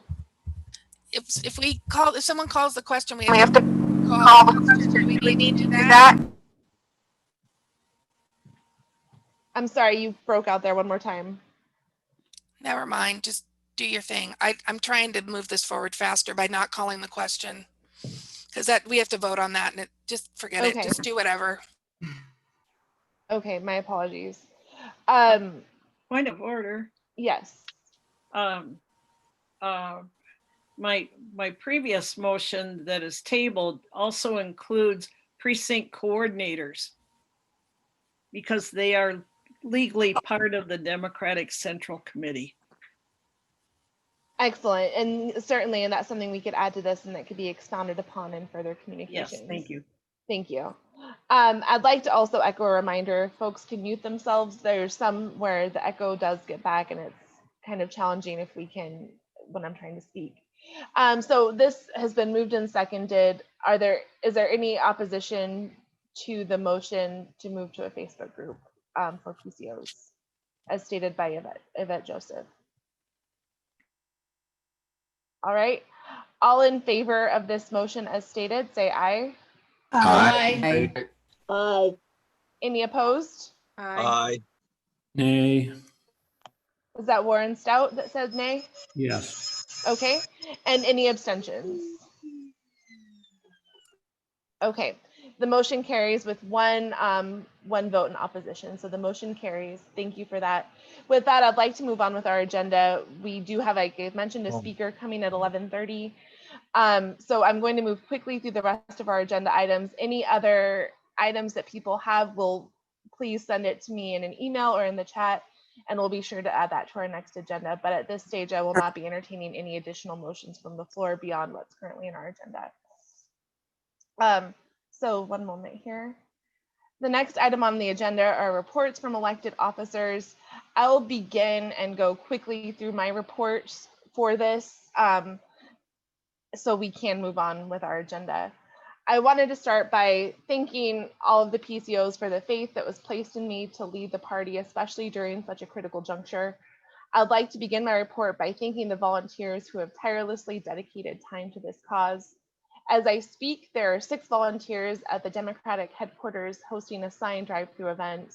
So far, efforts of our volunteers to distribute signs has fundraised a significant amount of money to the county and has dispersed hundreds of signs throughout our city. On this effort, I would like to publicly thank first Shirley Grossman, who has dedicated her heart and soul to functioning of the office and distributing these signs. Angie Beam, who's our party's director of operations, has been fielding hundreds of calls that are coming in through the party line and developing systems to streamline processes and remove any of those kinks that were in place at the start of the transition. Charlotte Lamb, who has been delivering signs to those who are unable to collect them and organizing our pre-order list for easy delivery. Joanne Fleming, who has been critical in helping bridge gaps in knowledge from the transition and help communicate about the fluctuating status of our office. William Kilpatrick, who has done so much legwork to make calls, collect signs from candidates, and help the functioning of the office through the distribution of signs. Tom Topping, who has, at the drop of a hat, been willing to dispatch himself to drop off signs, pick up signs, and go through the labor of setting up very large-scale signs along I-90 for Governor Inslee. Michelle Coso, our treasurer, who is en route to the office as we speak to collect funds donated from the drive-through event. She frequently is in the office and spending hours putting in new donations. She's consistently reading and learning about PDC guidelines and has allowed me to have the full confidence in our financial operations. So this has been a team effort, and I am so grateful to have such a great team leading beside me on efforts related to our signs and our office management. On that note, that isn't to say that there have not been challenges. Personally, opening the office was a decision I didn't take lightly. I am the primary caretaker for my mother, who has stage 4 cancer and is undergoing chemotherapy. I felt guilt and concern over placing volunteers in the position of interfacing with the public regularly when this is a task I am not able to do in order to protect my mother. As we've opened up, we realize that there are ways in this process that may put the public and volunteers in peril. So we again made the difficult decision to temporarily close the office until we could ensure safety practices were top-notch. We intend to open again next week with increased safety measures, but I am aware that the process of opening and closing the office has been taxing on the community who seeks to depend on the office. And in the process, there are undoubtedly signs which have been delayed in arriving at their destination. There are calls or emails that may have been missed or had belated replies. I want to reassure the body that we have honed in on these kinks in our processes and have quite possibly ironed them out in order to have a solid functioning moving forward. And I feel confident about the processes that we have in place. Beyond the office and the signs, I have been working to fill chair positions on various committees. And while I have made significant progress in finding dedicated and capable individuals to serve as committee chairs, there are some gaps that I seek to fill. In particular, I would love to fill the role of diversity and membership, as it's critical to strengthen our party, especially at this time in our society. I also want to ensure that the person selected for this role is connected to and understands the plight of diverse groups through lived experience. So please refer any individuals you think may be a good fit to me, and I would love their involvement. I also want to give a special thanks to the appointed chair of the Education Committee, Dr. Melissa Bedford. We have been able to begin implementing a robust education series, which will begin today with the allyship training by Dr. Nick Franco. These trainings will continue through the remainder of my term as a way to bridge differences within our party with the uniting force of education. Dr. Bedford has been critical in assisting with the postcard drive as well, which will get thousands of postcards with endorsed candidates and a call to action about LD-specific candidates to strong Democrats who only occasionally vote, but may be more inclined to do so when armed with information. On the administrative end, I am continuing to work on fundraising and explore options, which I will have a fuller report on at our next county meeting. The election, as we know, is more critical than ever. So as we get closer, I will be stepping up with more press releases as a means for free media coverage, as well as paid advertisements in local periodicals. Further critical to Democrats getting elected in Spokane, but we need to reach more people in order to get them motivated to vote. I encourage PCOs to submit letters to the editor as well, highlighting the critical nature of various local races. And if anyone would like to assist in writing postcards, please send an email to secretary@SpokaneDemocrats.org. With that, I will move on to William Kilpatrick with the vice chair report. Thank you, Nicole. I'm currently heading to the office to help with the sign thing, so I'll be quick. First off, we have formed the grievance committee. We have members in that. Hopefully, we won't need to partake in the hearings in that committee, other than revamping a little bit of bylaws language and bringing that to the body here in the future. I too would like to say and point out, Nicole didn't point it out, she has been doing a fantastic job herself, as the other chairs of the other LDs as well, and the PCOs and members that have been stepping up. Thank you very much. Thank you very much. Other than that, I really don't have a lot. We're looking for, if anybody feels like they want to send in resolutions, we do have a format for taking in resolutions. And what was the other committee? Hold on one second.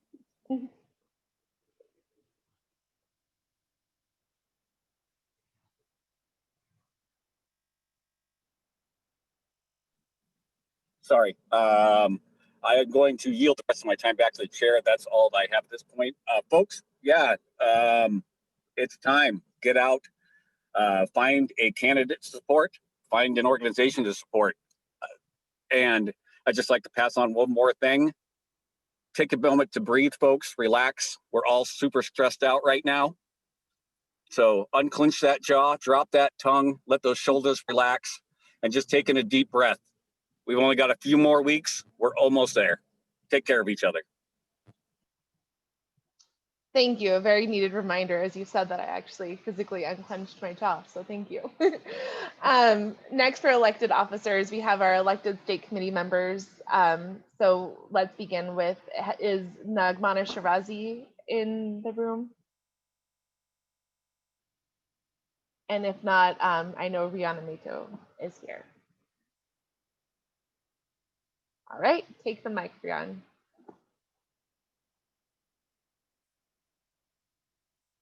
And if anyone is speaking, you are on mute at this time.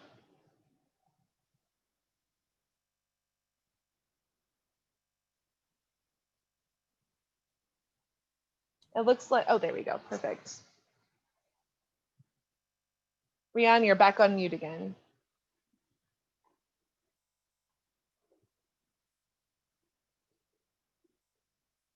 Rihanna, if you can unmute yourself. Sorry, I'm having some difficulty here. Give me 1 second. Sorry. Sure.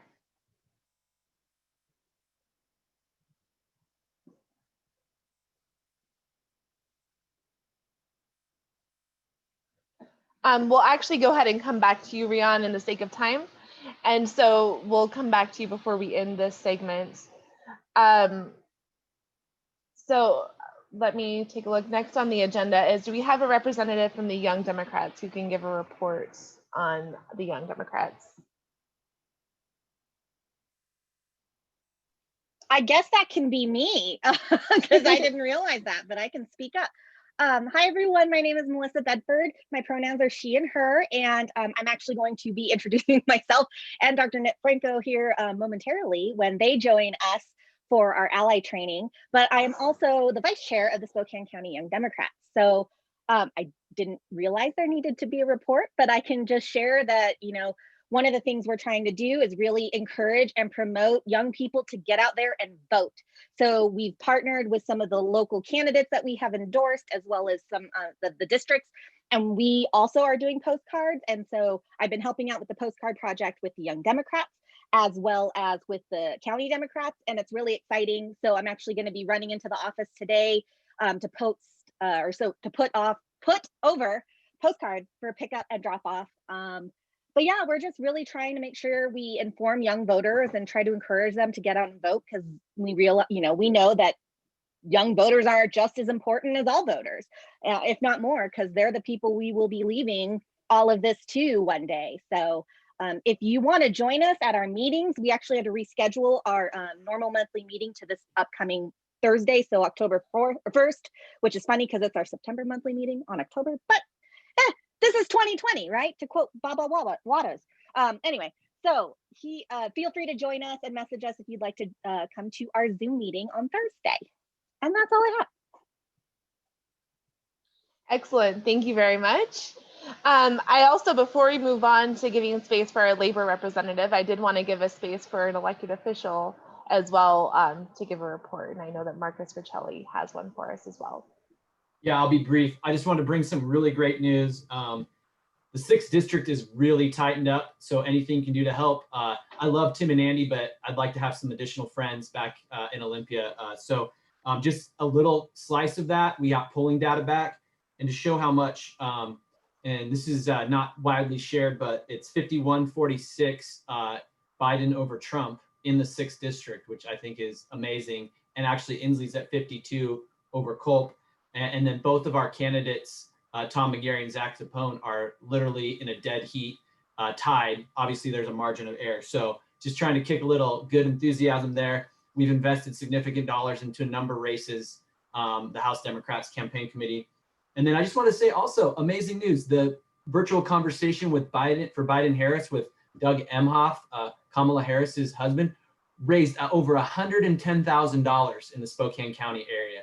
So that was amazing. That shows that people are motivated. And I love Frank Malone's granddaughter. I'm going to take that as a thumbs up. And then finally, just want to be really clear. I talked with Vicki Dalton yesterday. We got word ballots are going to go out early in Spokane County on the 8th and 9th versus when they were originally going out the 13th. So I just wanted to make sure everybody had full information. Thank you. Thank you for all the work you're doing. It's go time, and we have some real opportunities here, which is exciting. Excellent. Thank you very much, Representative Riccelli. And that is exciting. And I think this speaks to the really critical nature here that we really have the opportunity to make some motion if we're all motivated to get out and make it happen. So I'll be talking a little bit more about incentives there later. And I appreciate it and great job. And thank you for advocating on our area's behalf and to save our democracy. Thank you. So as we move in through the remainder of our reports, I'm cognizant that our time is running low. So I'm going to go ahead and call on each person in the remainder of our reports that we have. If there's a report that may not be critical for this meeting that you'd like to share in our meeting minutes packets, I would appreciate if that is the case, if you could yield your time, and we'll include that in the packet as a written update.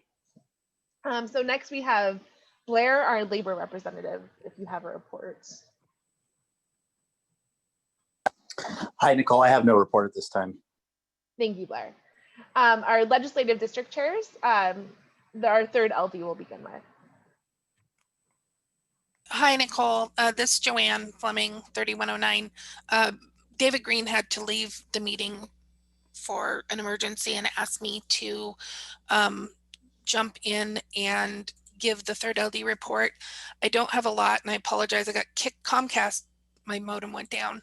So I do have a link that he wanted me to share with everyone. It's basically a link that will allow you to donate to all of the, well, all 7 candidates that are on the page. If you go to that page, I just put it in the chat. If you would like to donate to all of the candidates at once, it gets divided by 7. There are 7 candidates: Lori Fagan, Lance Gruhl, Zach Zapone, Tom McGarry, Georgia Davenport, Ted Cummings, and of course, David Green. You can donate whatever amount and it gets divided equally between them. So I know that's not really 3rd LD, but it kind of is. He asked me to bring it up. So if you have anything, please email chair@thirdld.org and Dave will get back to you. Thanks. Thank you very much. The 4th LD.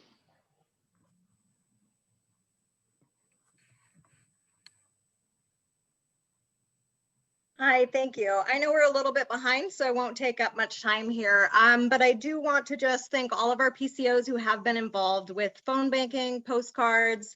Gosh, I was thinking that we were still almost 3 weeks away from ballots dropping. And as excited as I am to hear that ballots are dropping sooner, that just means we need to put in more effort with calling these voters. And so whatever time you have in the next 2 weeks, I just want to do a plug with please asking you to join in phone banking for any of the candidates, the coordinated campaign, and helping us with postcards. The 4th LD is doing postcards, joint effort with the Young Democrats, as Melissa stated. And a lot of the candidates have postcards that can be filled out. And if you want help getting names in your precincts to send out postcards as well, contact me or your chair of your legislative district. Thank you, everybody. Thank you very much, Becca. The 6th LD.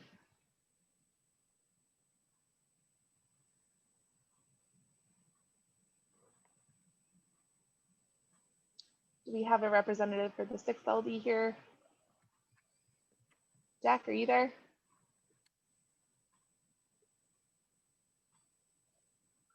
Okay.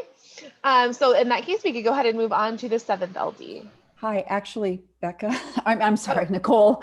Sure. This is Ann Gillum, Hi, Ann. 6th LD Vice Chair and 6205. I know Jack was just here, so I don't know if he's having trouble unmuting or not, but I guess one thing I will chime in about is that, actually, I'm going to take myself, hi. One thing I wanted to share, we are having our 6th LD sign drive-through pickup tomorrow from 12 until 2. And that'll be at the Democratic headquarters. And so I know there's a sign pickup today going on for the county. And so if people can't come today to pick up signs, you're welcome to come pick up signs tomorrow.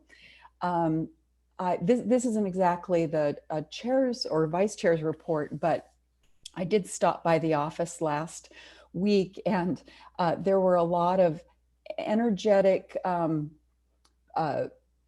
people who stopped in hoping to get signs and buttons if they existed, and bumper stickers and things. And I encouraged them to, I just happened to show up because I was coming in to see about some of the logistics for our event on Sunday. And so I'm hoping those people will come back next week if the office is going to be open. And I did wonder if there was, if someone was addressing the issue of answering all the voicemails and things that may have, accumulated over last week, because there was especially one gentleman who came in and was very exercised about having come in a number of times and had left phone messages. So I know this is just the word unprecedented has gotten overused so much, but I know you're doing the best job you possibly can, and we all appreciate that. And so thank you for that. But I'm sure hopefully we can get things up and rolling again next week in the office, because people are very energized and anxious too. So anyway, we're trying to do what we can in the 6th LD, and thanks for all you're doing in the county. So thank you. And likewise, the 6th LD is, I've had the privilege of being on some 6th LD calls, and they're doing some really great work to get voting out in a district that it really could have an impact.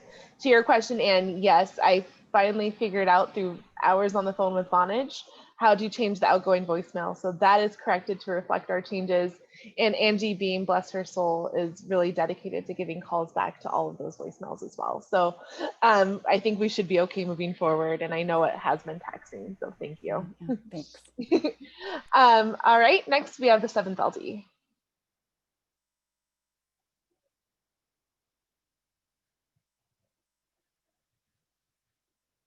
All right, do we have a representative from the 9th LD?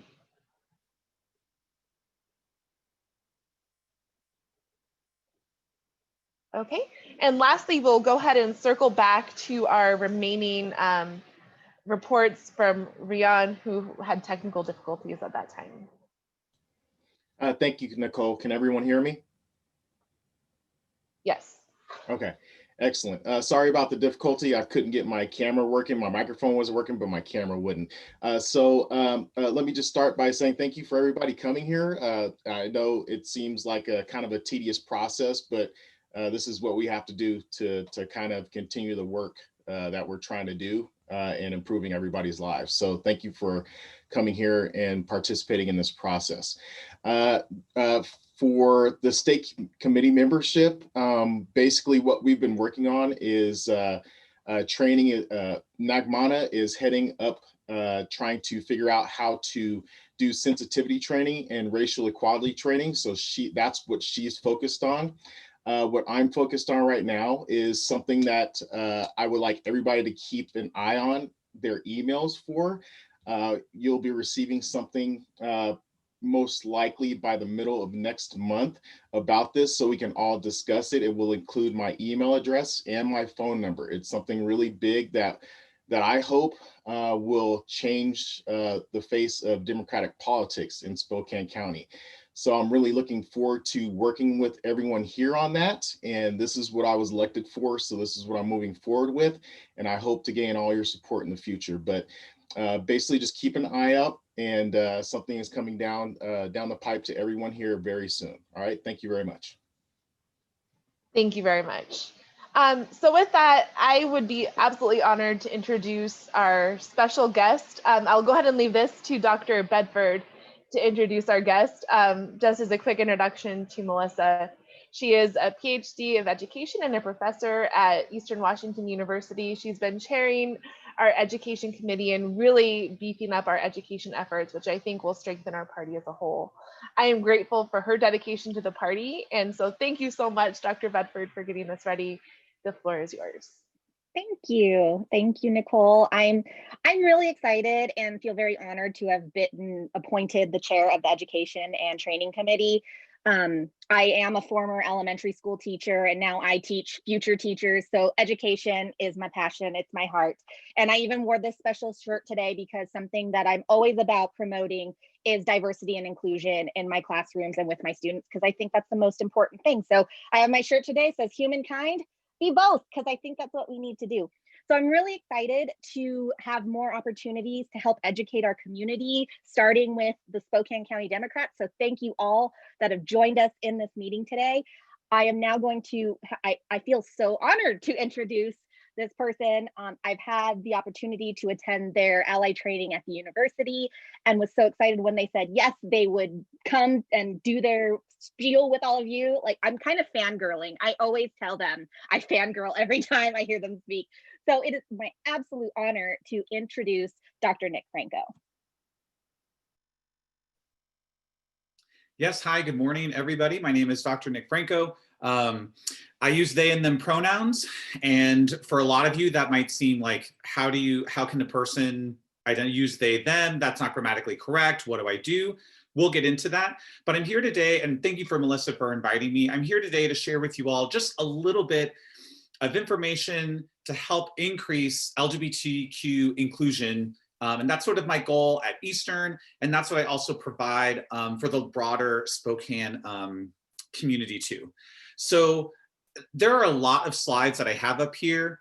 We're not going to go through all of them, but what I did do right before I joined the call is that I emailed Melissa the slideshow, so that way you all have that with you when I leave. So don't worry about, furiously writing anything down or writing anything down at all. So I'll share my, if I could share my screen, that would be great. I think I need to make you a temporary co-host to allow you to do that. So there we go. You should be able to share your screen now, Nick. Cool. I think this is the one.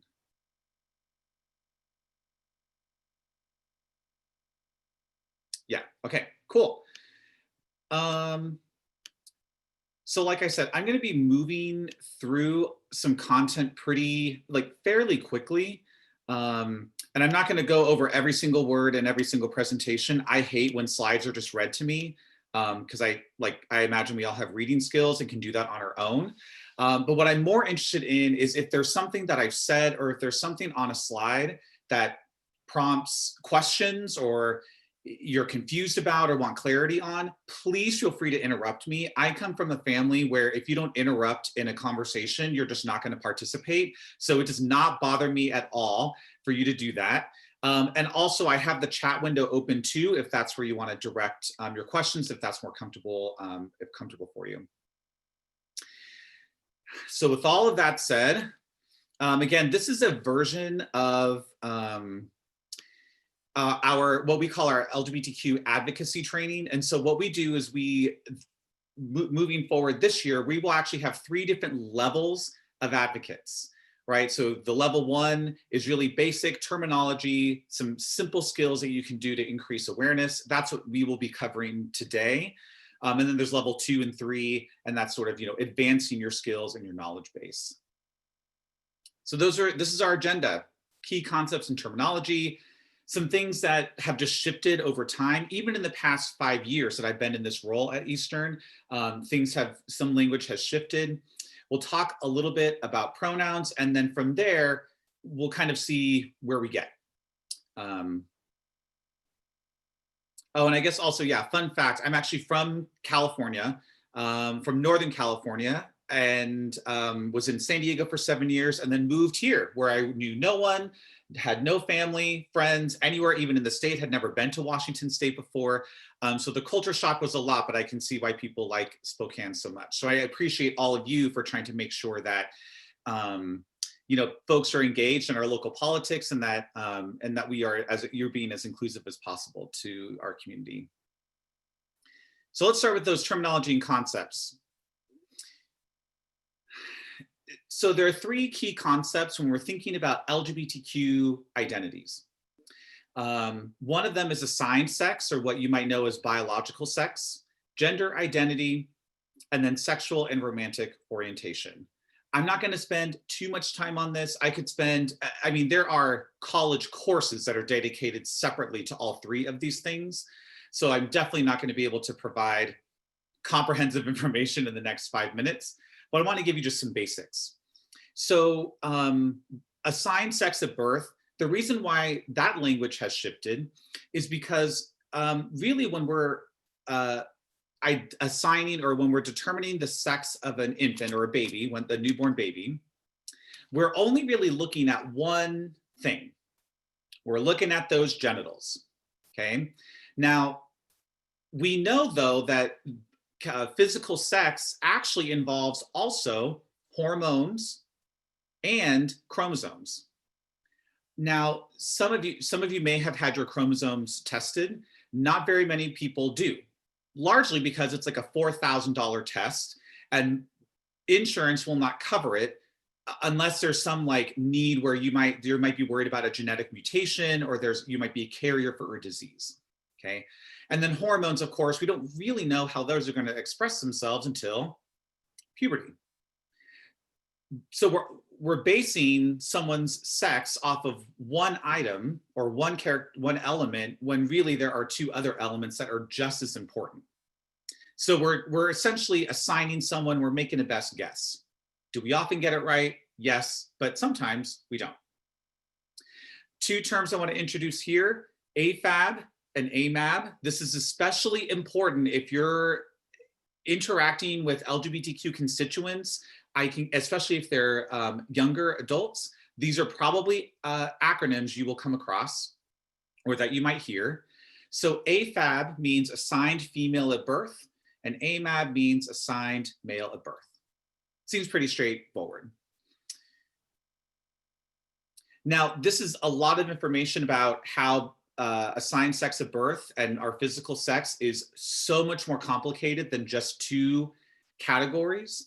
I'm not going to go into this, but there's a lot of fascinating information there, including the fact that there are many people around the world who are not XX or XY. They are some other combination, which makes sense because human beings, we are organisms. And of course, organisms have a lot more complexity than just 2 categories. Next is gender identity. I think that people probably have a solid sense of what this one is about. It's your internal sense of self, meaning that only you can tell the world what your gender identity is. It's not something that can be dictated for you. So 2 terms here that I am hopeful, or I'm sure that you all have been exposed to in some way, shape, or form. We'll start with cisgender. So CIS, that part of the word means same. And it's to indicate that what you were assigned at birth in terms of your sex and how you identify your gender align with expectations, right? So we would assume that someone who is assigned female at birth, as an adult and growing up, identifies as a girl, as a woman. Okay, cisgender. It is not a slur. It is really just a way to help identify right? Folks who are not transgender, right? So transgender then is when someone's assigned female or assigned sex at birth and their gender identity don't maybe align, right? So they might be a trans man or a trans woman. So a trans man is a man who was assigned female at birth, trans woman, a woman who was assigned female at birth, or assigned male at birth, I'm sorry. And I want to note here, and we'll talk about this, or I'll cover this in a little bit, is I think that there are instances where it is important or helpful to distinguish between cis and trans experiences. But if you're referring to women, for example, I would encourage you to avoid saying something like women and trans women. And the reason why is because that phrasing, whether you mean it to or not, communicates that trans women are not women, right? If you say women and trans women, it means that trans women aren't really women. So when we say women, what I'm hoping that we are communicating is that we are including all women, which includes trans women.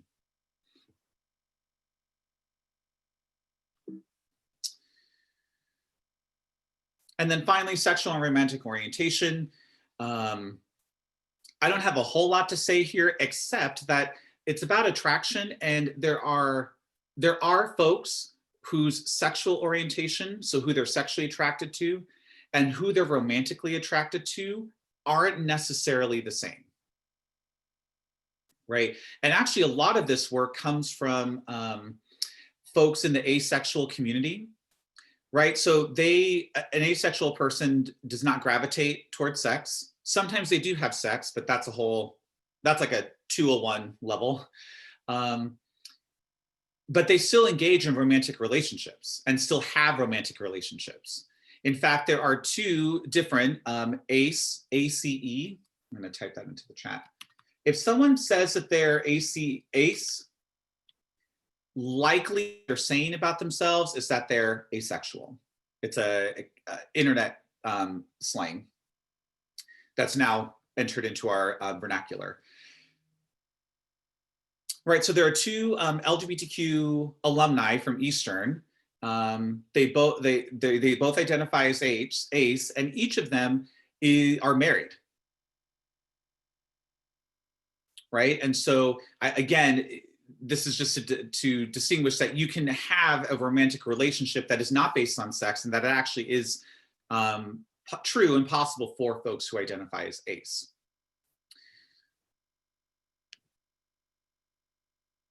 Any questions? I want to take a little bit of a pause here so people can catch their breath maybe, or begin to process some things. Are there any questions that folks have at this point? And I should say, I know a lot of people's cameras are off, and that's fine, because that's how I participate in most of my Zoom meetings now, because I'm a little bit screened out. But I do not get easily offended when people ask me questions. I know that that is sometimes maybe even the scariest part of being inclusive, is saying the wrong thing, asking the wrong question, and then getting reamed for it. So I'm here to say that this is truly an opportunity. If you've always wanted to ask a gay person a question, it's not the only time, but it's a great time. Because my assumption is that all of you will be asking questions because you are genuinely curious, despite if you use problematic language. So I just want to make sure that that's clear. Again, feel free to interrupt me by unmuting yourself or typing into the chat. And Jenny, I actually did not know this piece of information, and I'm going to be copying and pasting that in a note to myself to look up to look up more later. So I'm sure you all have seen in some way, shape, or form this initialism, right? LGBT, LGBTQ, LGBTQIA, and you have probably now seen it with plus at the end. And that's because the initialism, as far as I can ever remember it, is LGBTQIAPD2. And those aren't even all of the identities. Those are just the most common ones. And so you can kind of see how saying all those letters and writing them out every single time is a bit cumbersome. So the plus has been added at the end to indicate that folks are probably most familiar with the letters that are included, but that there are actually more identities. So let's start with Two-Spirit. Thank you for your question, Flo. So Two-Spirit, it comes from Native and Indigenous communities. And what I want to say is that not all Indigenous communities have a Two-Spirit identity. But that identity, this Two-Spirit label, comes from Native communities. Now, I have not seen or read about a Native community who uses the phrase Two-Spirit. This is actually a phrase that was used by a white anthropologist to try to figure out a way to describe what he was seeing. So Two-Spirit means, it can mean one of two things, generally speaking. It can mean either a blending of two or multiple genders, or it can be its own separate third gender. So that's typically what it means. So there, Hijra in India, there's a Native community in Mexico. They call it the Muxe, M-U-X-E. So these have existed for centuries in our culture and in other cultures and other groups across the globe. So this is not necessarily something new, but the phrasing most people have not heard.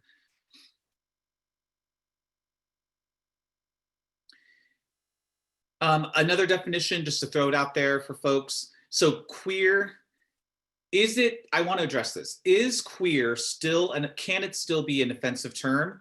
Absolutely. I have been called queer a number of times in my life in an offensive way. I've been called the F slur. I mean, all the slurs that queer folks experience, I have been called them for sure, and multiple times. Queer is also now an identity that people use to describe themselves. And one of the things that one of the reasons why folks use queer is because the other identities don't accurately describe them.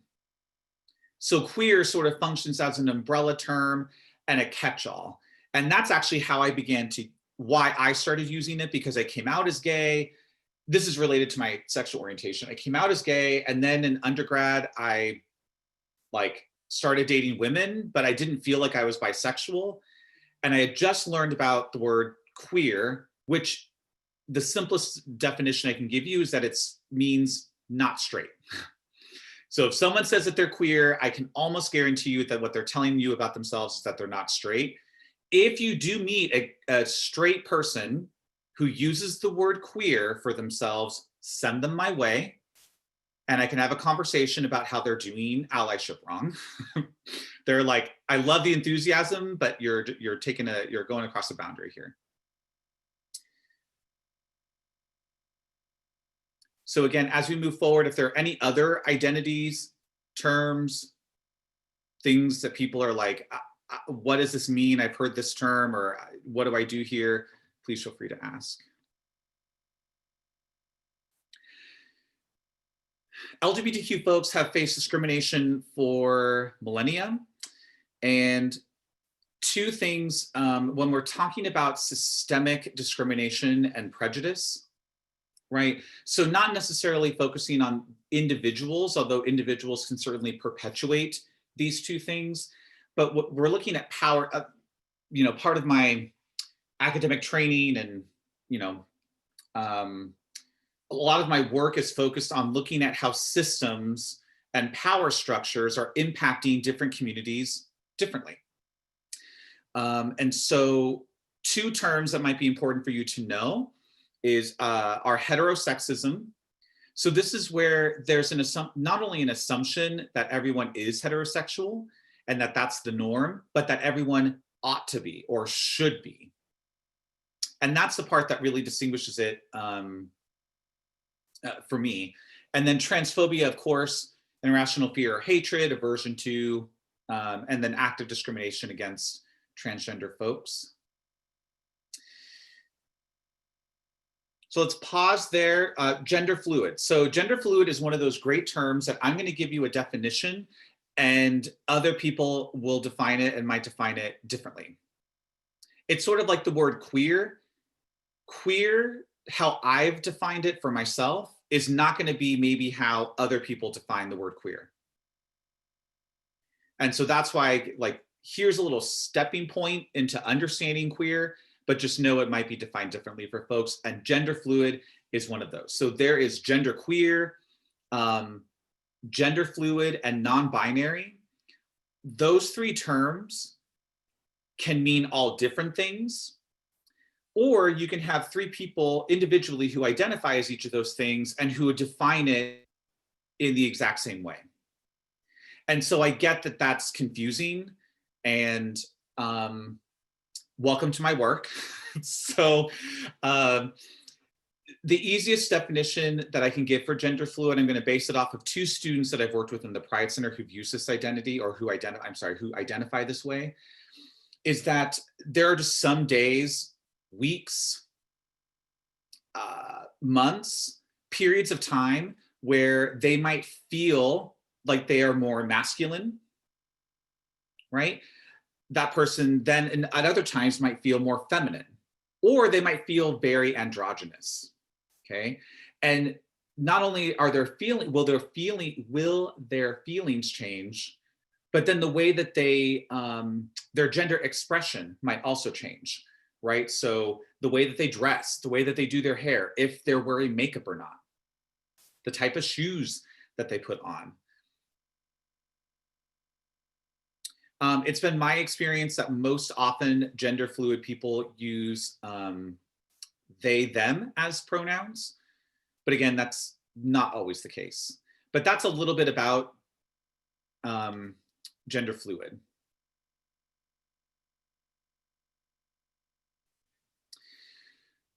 Lots of great questions. I am loving this. Okay.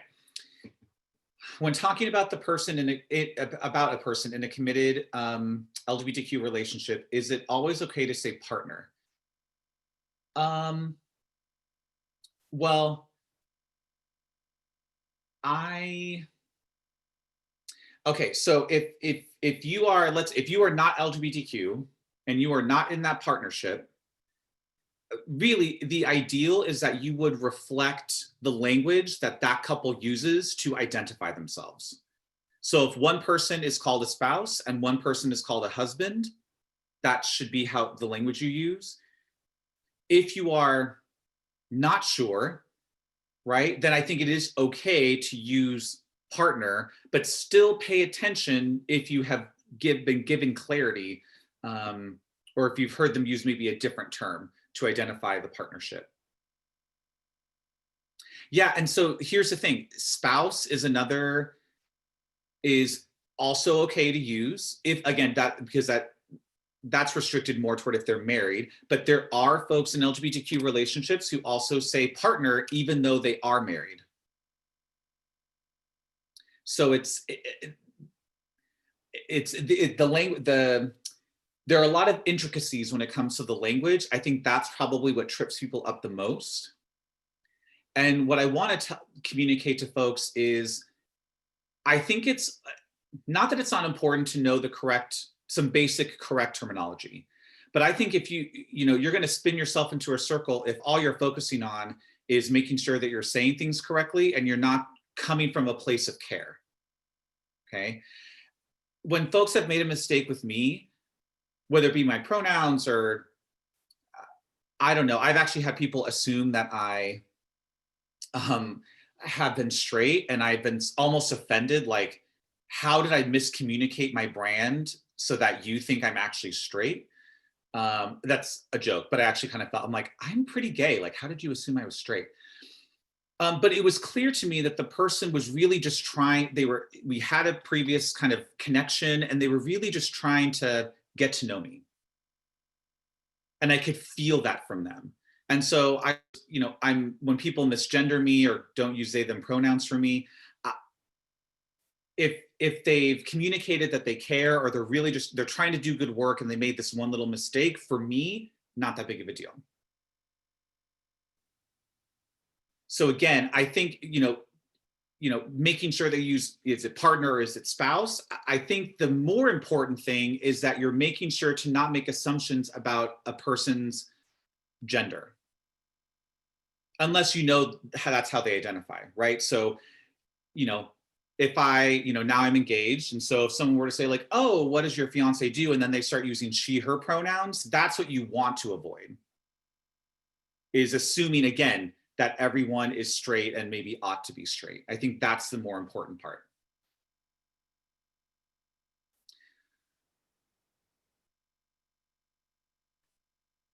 So there's some examples of systemic discrimination. I'm not going to highlight these, but these are there. So, I think in Washington State, the LGBTQ community does have a lot of privilege when it comes to laws and legalities than other states. Now, what I also want to say is, just because we have sexual orientation and gender identity as part of our anti-discrimination policies doesn't mean that LGBTQ people necessarily feel more safe, right? So in Washington State, trans people can use the bathroom they identify with, but just because they're legally allowed to do so does not mean that they actually feel safe in doing so. At least not in certain parts of the state, Eastern Washington being one of them.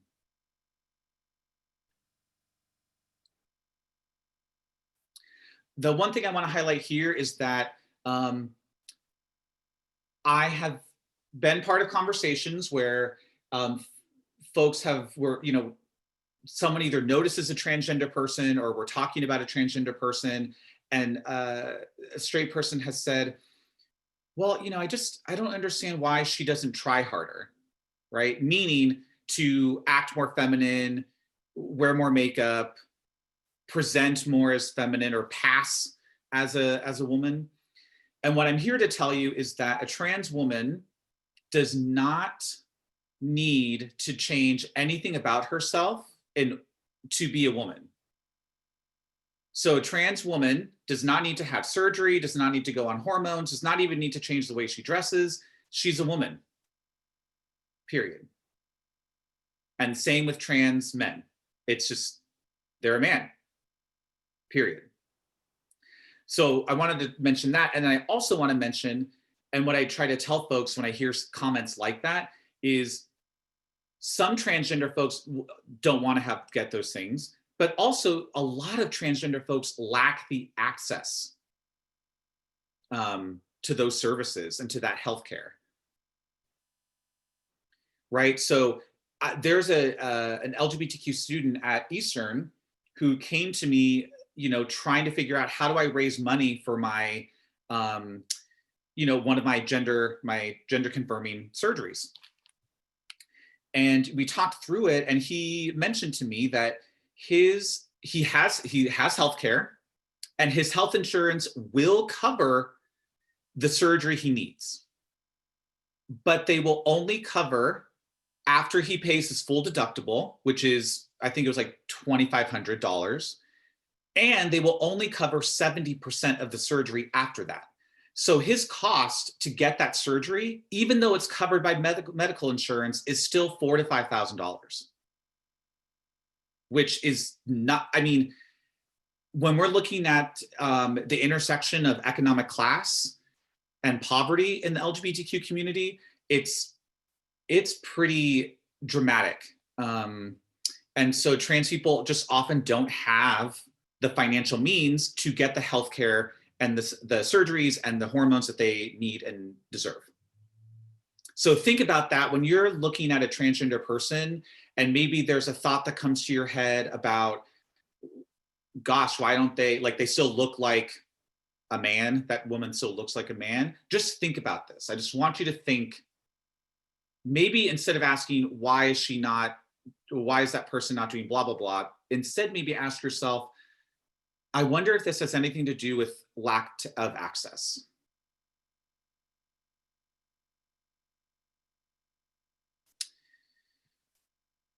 So now let's talk about some shifts in pronouns. I think someone in the chat had mentioned pretty earlier about, struggling with pronouns. You're not the only one. You are not alone. I think pronouns for sure are the thing that people are just, it's difficult to retrain your brain. Because we've been socialized and conditioned to think of pronouns and use pronouns in a certain way for decades. So should be no surprise that people are struggling with this. I'm an LGBTQ person, and I did not, because I was LGBTQ, have a better grasp on, being more cognizant of pronouns. It did take some practice. Now, I get practice every day because I'm the professional gay on campus, right? So I'm paid to be gay, and I get to tell people all about gay and queer things. So I get lots of practice, so I'm pretty solid. But if you don't interact a lot with LGBTQ people, how do you practice, right? But let's go over these language shifts. We've talked a lot about these. The two I want to highlight here is homosexual, okay? Now, when I hear the word homosexual, the funny story I tell myself, and I don't mean this to be mean, sometimes what I fantasize is that maybe the person was like frozen in time in the late 90s and then only recently got thought out and like released back into society. And I say that because it just is not a word that is used among people who are 35, 40 years of age or younger. And it's certainly not used if you're someone who is working and actively supporting LGBTQ people. It's just an outdated term. And part of the reason why we no longer use it is because homosexuality, one, is a term that was created, okay, and existed before the term heterosexuality was created. So we needed to define what was abnormal first, that's why it was created, and then we needed to define what was normal. But actually, fun fact, heterosexuality, the original definition, was a preoccupation with sex outside the purposes of procreation. So it's funny how things have changed, right, over time. So because homosexuality came from this sort of very medical diagnosis, kind of gross history, folks have just moved away from it. Now, if you're in the community, if you're in the LGBTQ community, there are groups who will use homo as a tongue-in-cheek reference, like we'll call each other homos. We get to do that. If you're not in the community, you don't. I'm not sorry about it, but just know that if you do hear it, that's probably what's happening. When we're talking about pronouns and someone's chosen name, when I first started learning about like, okay, we need to focus on pronouns, I was introduced to it as asks for someone's preferred pronouns. What we now know is that that word preferred is harmful in the sense that pronouns indicate someone's gender identity, right? If someone is using she, her pronouns, the assumption is she's a woman, right? So because pronouns indicate and relate to someone's gender, they're not a preference. Someone's identity is not a preference. And so therefore, if you're talking about pronouns, just say, these are my pronouns, or what are your pronouns, or what's your chosen name, not necessarily your preferred name. Now on forms, sometimes people do have a preferred name. Like my mom, I didn't realize that her real name wasn't Lori until I saw a piece of mail, and like when she was 12, like when I was 12 or something, that showed her legal name. So I think on forms, preferred name does still have meaning for some folks. I think maybe a good practice is to have like preferred / chosen. That way it's open to lots of folks to be able to use.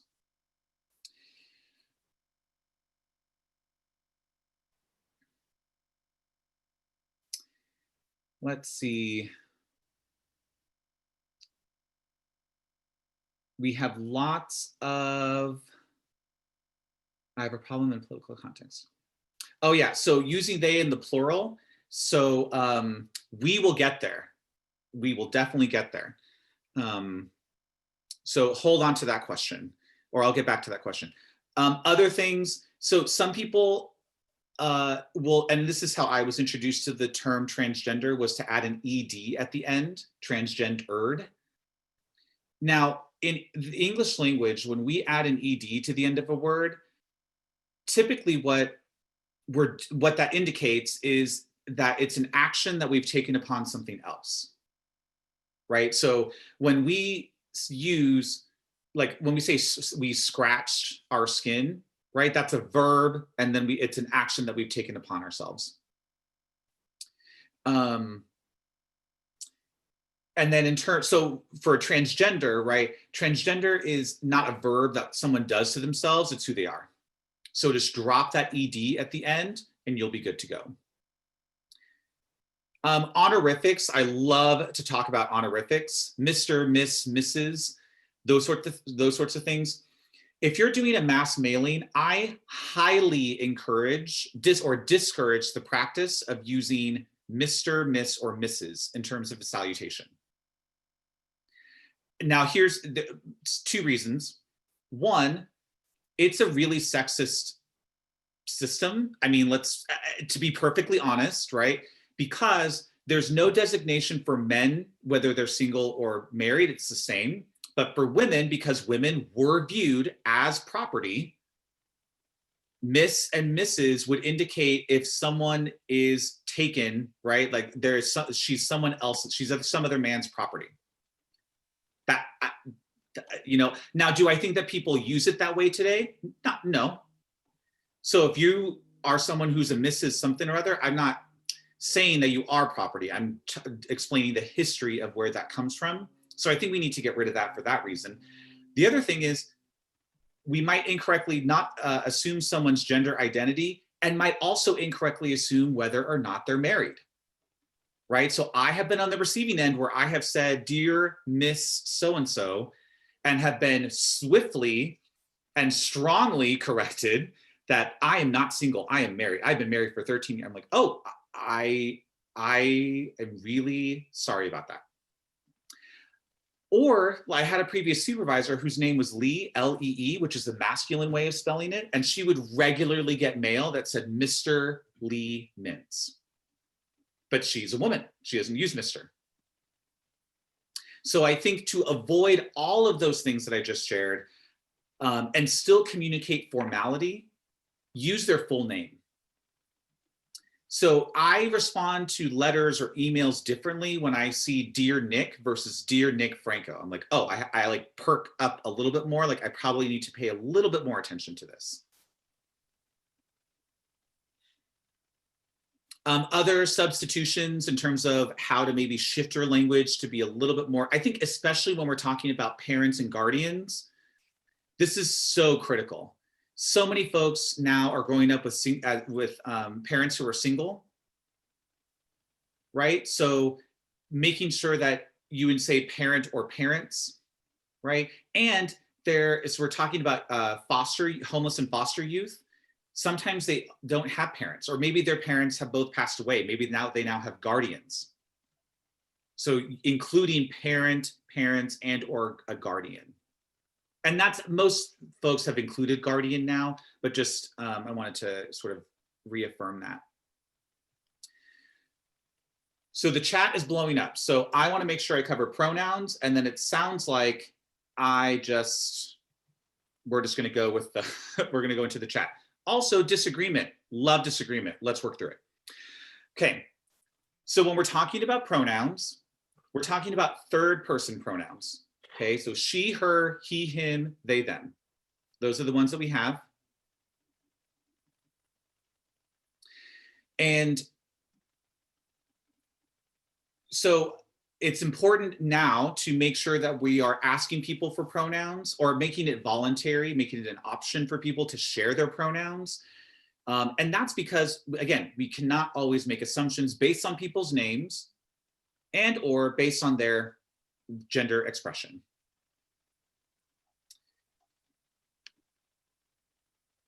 Oh, whoops, what are we doing? Let's go back. Super helpful practices, right? So if you're wanting to ask someone what their pronouns are or get people to share their pronouns, what's super important is for you to model the way, right? So when you introduce yourself, are you introducing yourself with your pronouns? And not that you need to do that either, right? Again, sharing pronouns should be optional. It should not be required. But it's like if I walked up to someone and said, hi, my name is Nick. What's your name and where are you from? It would be a little bit, I think the other person would be more willing to share where they're from if I said, my name is Nick and I'm from Stockton, California. What's your name and where are you from? Right? So sharing your information first, if that's what you want other people to share, but then also recognizing someone might not share, and that's okay. Now, there are other pronouns that people use other than she, he, and they. Some might prefer name only.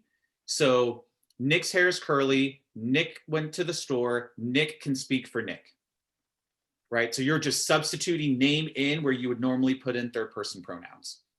Some people use what are called neo-pronouns. So pronouns that are blends of maybe some of the pronouns we have, because for those folks, the ones that exist are really limiting.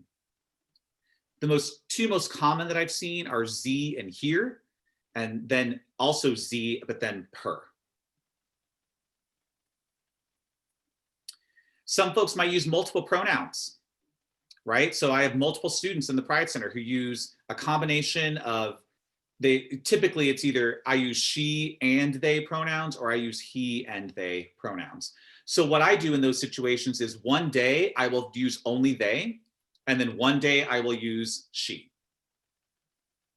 And but again, a lot of this stuff takes some intention and some forethinking, right? If we really want to change our behaviors and change our way of thinking, we actually have to put effort into doing that.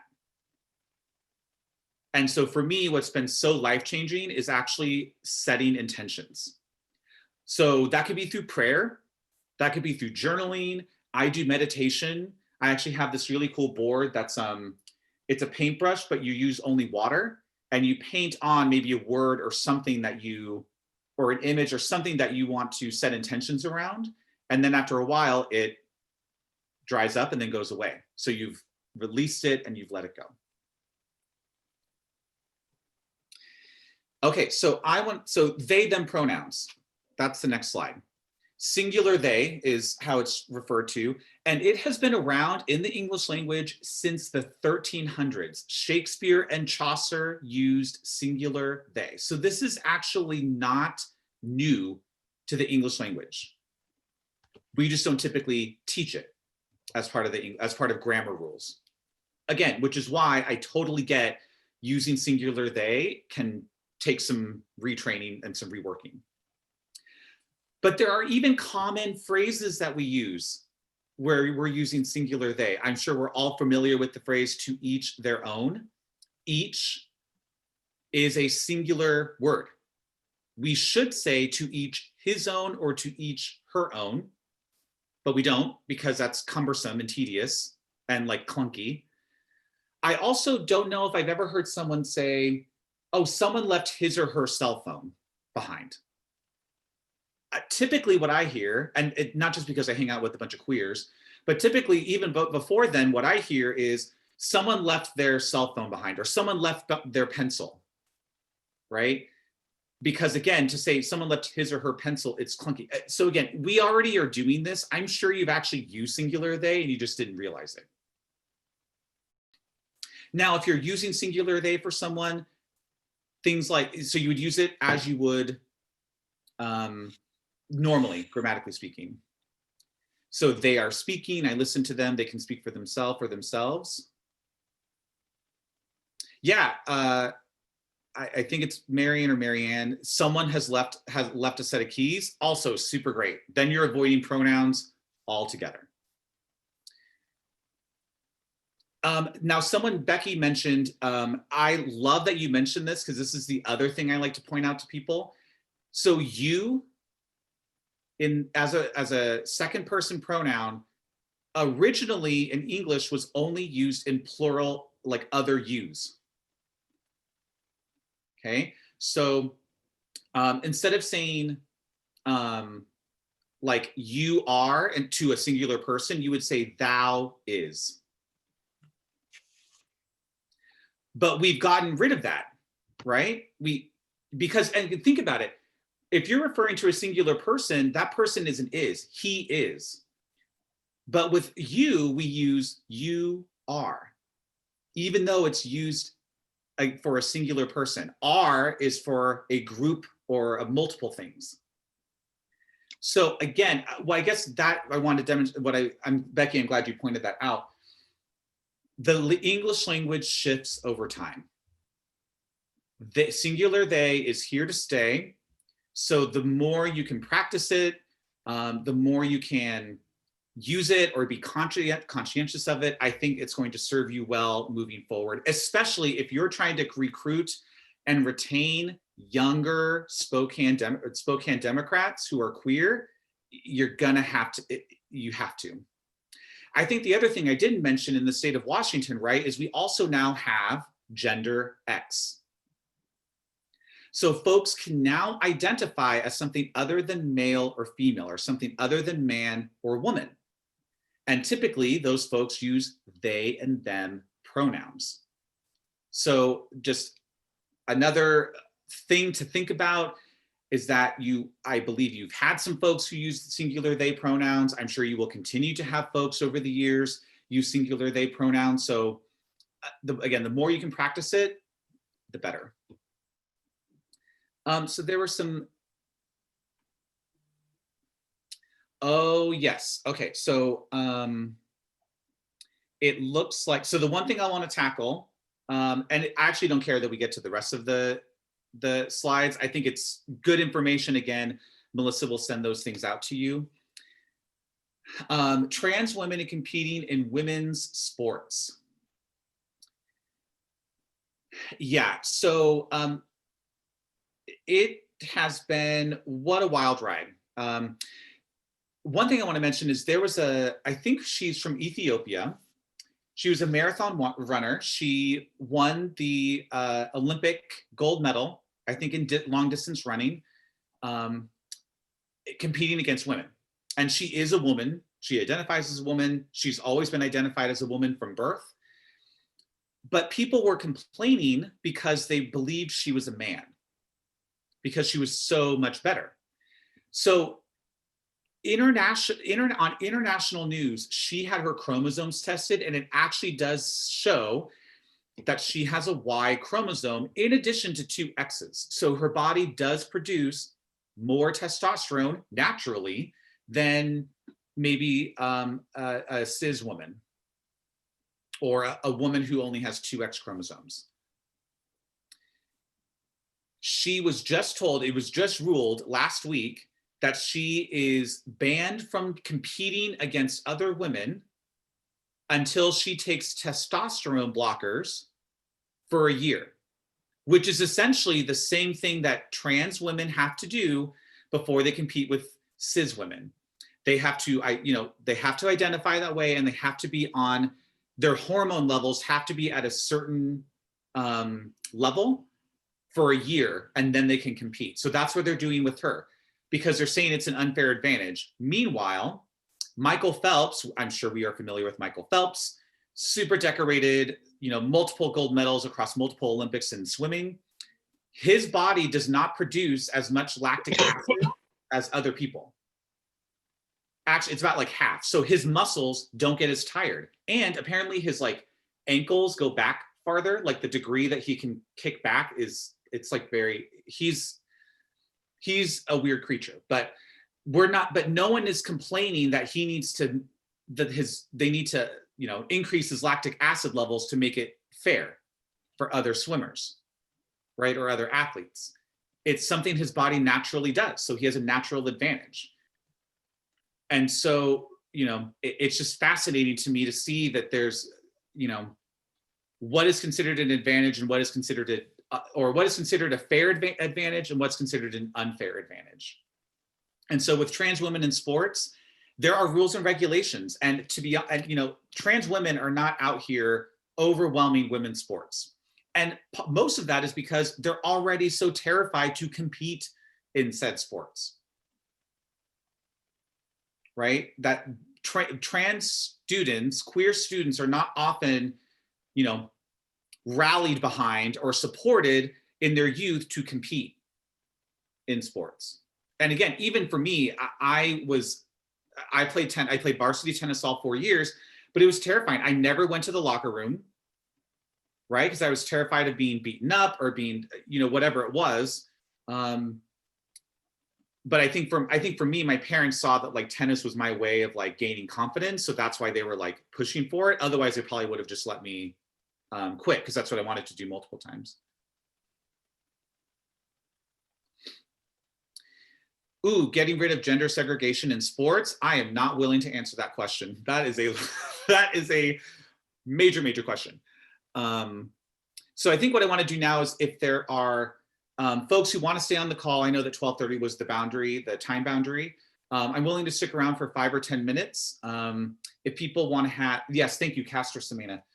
If people want to ask any questions of me, again, like, now's your time. It's not the only time, but now's a great time to ask those questions.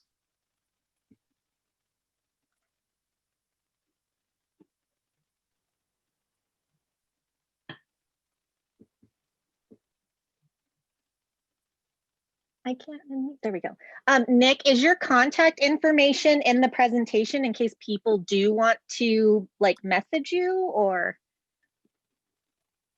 It is not, but I just put it, my work email address. Perfect. And yes, I do remember seeing the political context. I'm trying to see.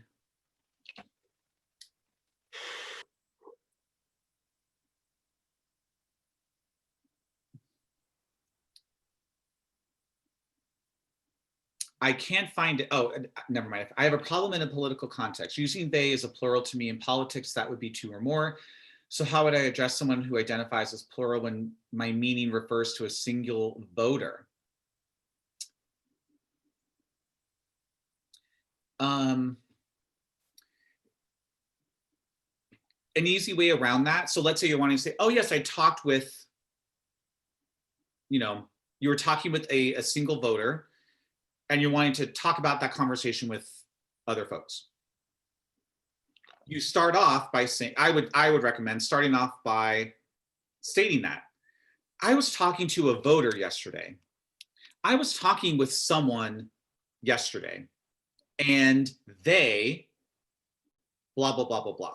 So what you've done is you've cued the listener that you're talking about a singular person, and that singular person is using they, them pronouns. The other thing you can do is say, you know, I was talking to a voter yesterday, that person uses they and them pronouns, and they were telling me, et cetera, et cetera. So I think that would be my recommendation, because I do agree, you don't want to communicate incorrect information that maybe you were talking to multiple voters. And so we just adding in those key words for people to tune into, I think will help you go a long way.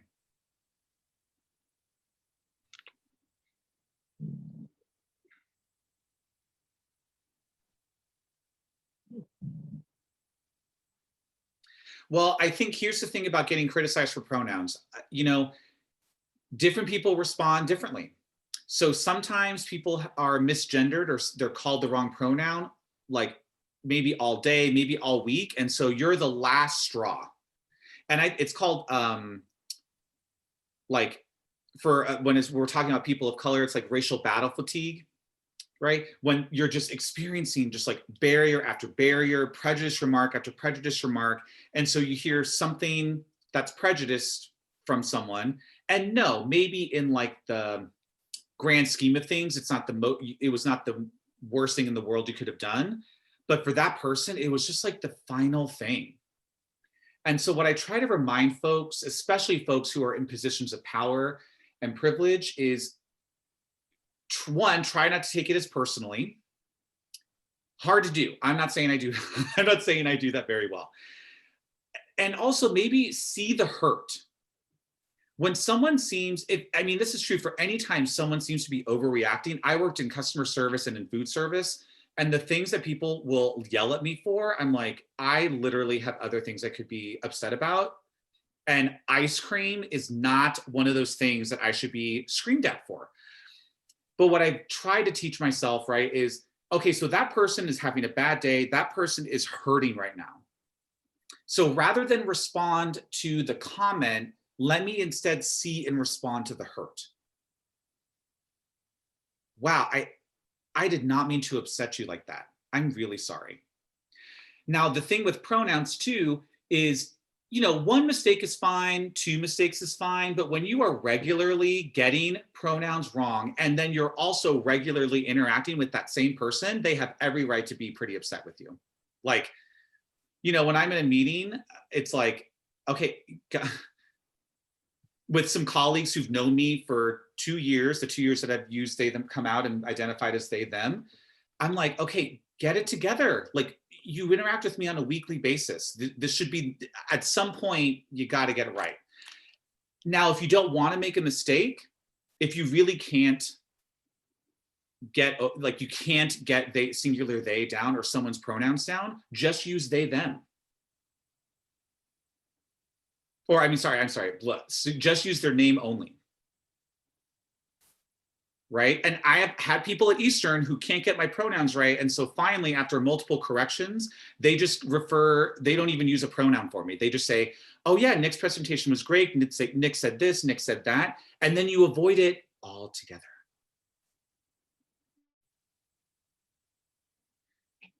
Yeah, and I think, you know, I think probably why I was invited to be here is that this is, again, in Washington State, people are legally allowed now to identify on government ID as gender X.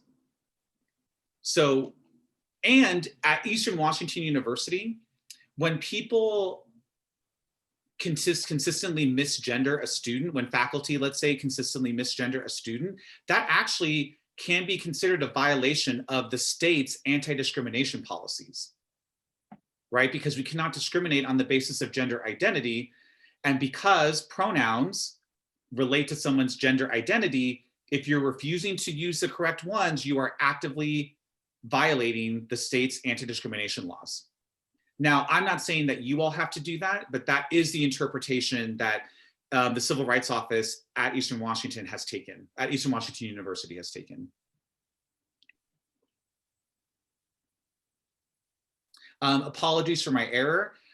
That sounds a bit, it depends on how you say it. I wouldn't say apologies for my error.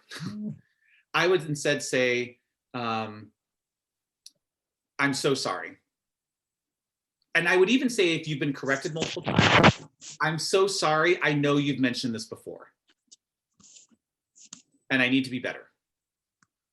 There's no need to make it a long drawn out thing. There's no need to profusely apologize. What I would not do is maybe perform like guilt out, because I don't care. Like, if you've made a mistake, I care that you apologize, but I'm not here for like, you know, it's just so hard for me and blah, blah. I mean, and I just don't care. Because it's not that I don't care that you're feeling guilty. It's more that it's unnecessary in the moment.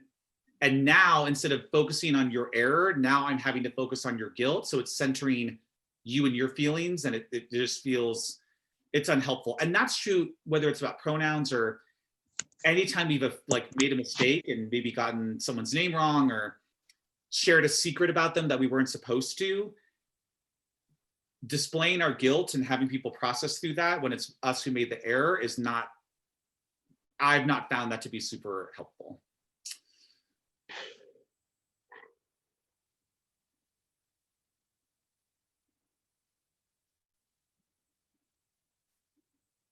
So yeah, any other I feel like the chat's like bing, bing, bing, bing, bing. So if you have any other questions, I'm willing to, I have time for one more. If I have one.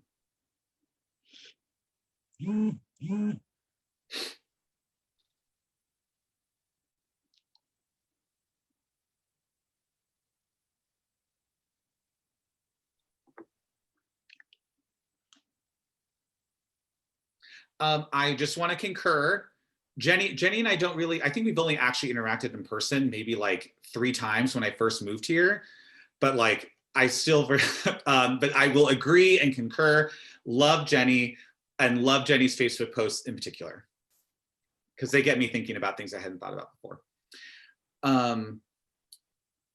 Cool. So again, my email was in the chat. I'm going to type it in one more time if folks missed it. Please, anytime you have a question, don't hesitate to ask. Use and refer back to those slides. I don't care if you use them to disseminate out. What people have done in other organizations is they've then used my content as their own presentation without citing me. And I don't actually care. It's not like, this is not my knowledge, right? This is knowledge for everybody, and I don't own it and I don't want to own it. If you could just, if you use it to present to other people, maybe just throw a bone and like put my name somewhere on the slide. I don't know. But anyway, thank you again, Melissa. And thank you everybody for your engagement. Thank you, Melissa, for inviting me. Yeah, I hope you all have a great weekend. Thank you so much for joining us, Dr. Franco. This was a great presentation, and I think the information has been critical for all of us to learn more about the process and how we can better be allies. So thank you. I know that there are a lot of questions, and I think even as we're taking time to process, I would venture to guess that it would be really fruitful if you might not mind coming back maybe in 6 months for a 201 follow-up. I would love to see that.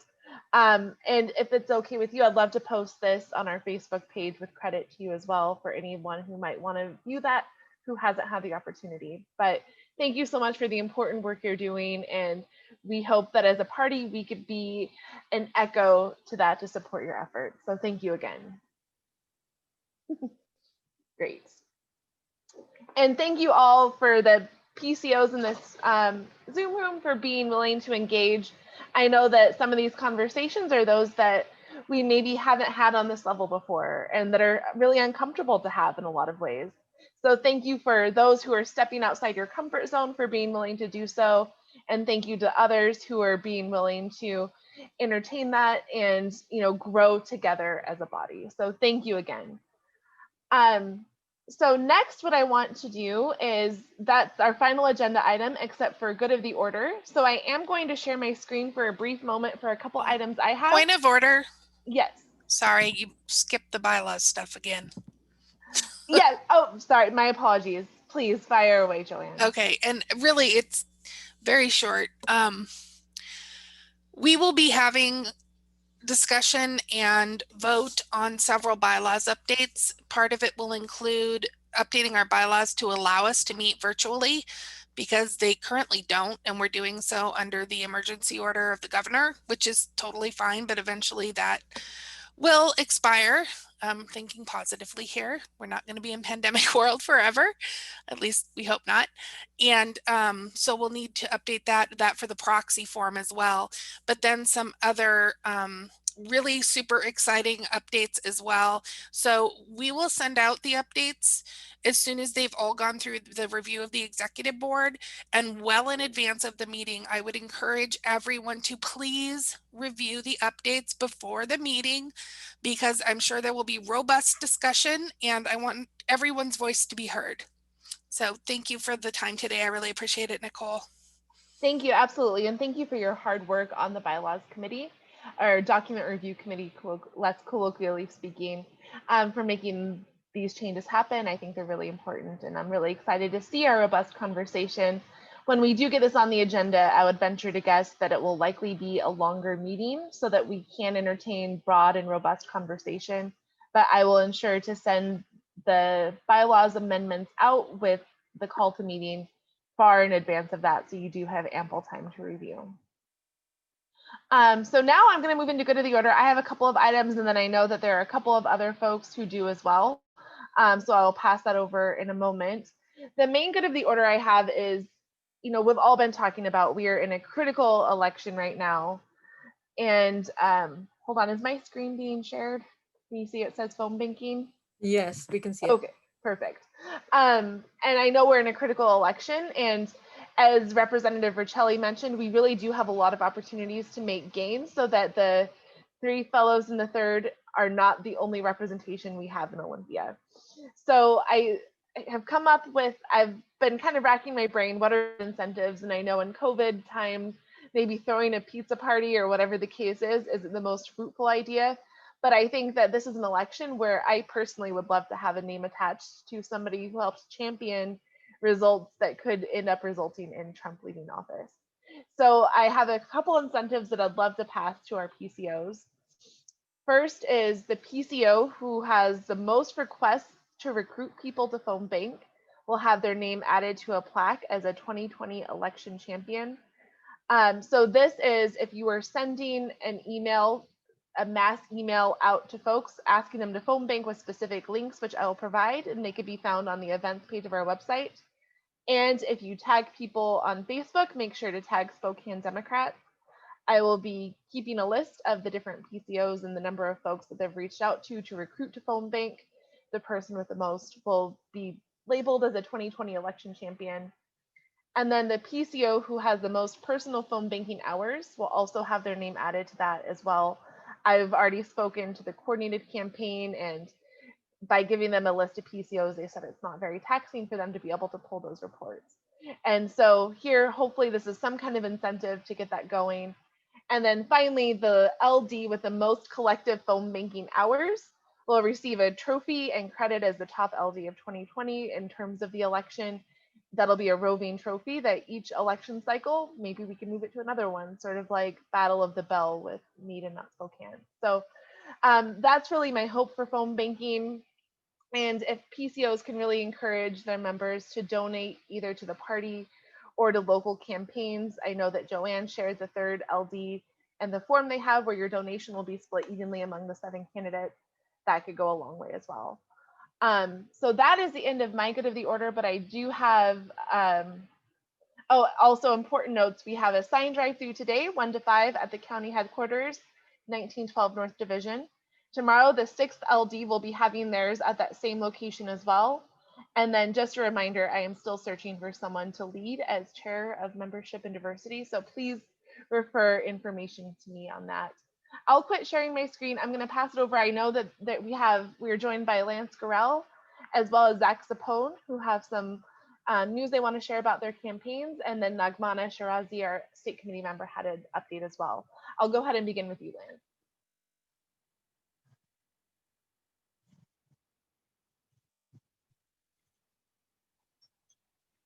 Lance, I see you're unmuted, but I can't hear you speak. Hi, Nicole. I want to thank you and your whole team. I really appreciate everything that the Spokane County Democrats are doing to help with my campaign, to Becca Mason and all the 4th LD people. I grew up on the East Coast. I went to the beach at my grandmother's, and there's an expression that a rising tide floats all boats. I know we don't have much tide here in the inland Northwest, but I appreciate all that all of you are doing for all of the campaigns. I know that maybe there'll be some undervote if people vote for one of the Democrats and not the other, but this is about getting Democrats out to vote. And whether you're working with the coordinated campaign, my campaign, Lori's campaign, anybody's, it really is going to help get Democrats out to vote. The only other thing I want to say is lit drop. We started doing socially distanced lit drop. We're not engaging in conversations. If you're interested in getting out, it's beautiful weather, the smoke's cleared, get in touch with me, votelancegorell.com. Thank you all. Thank you so much, Lance, and thank you for stepping up to run. We as a county will do our best to get you and other members elected. And I want to second his gratitude to the chair of the 4th LD, Becca Mason. I don't know how she's able to find 30 hours in a day. Tell me if you have a secret, but it seems like she's somehow able to do that. So thank you for all your hard work there as well and your entire team. Thank you again, Lance, for running. And yes, let that be a call to all of you. We need to get folks like Lance elected. Zach Sapone, I believe that you were in the call as well and had a couple of things you wanted to say as well.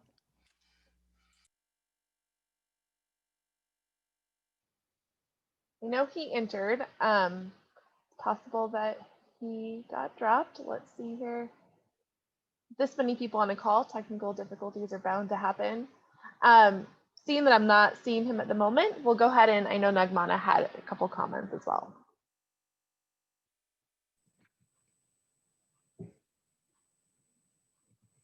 Hi, everyone. Apologies for coming in late. Full disclosure, I was making coordinated campaign calls, got distracted, really lovely people to talk with.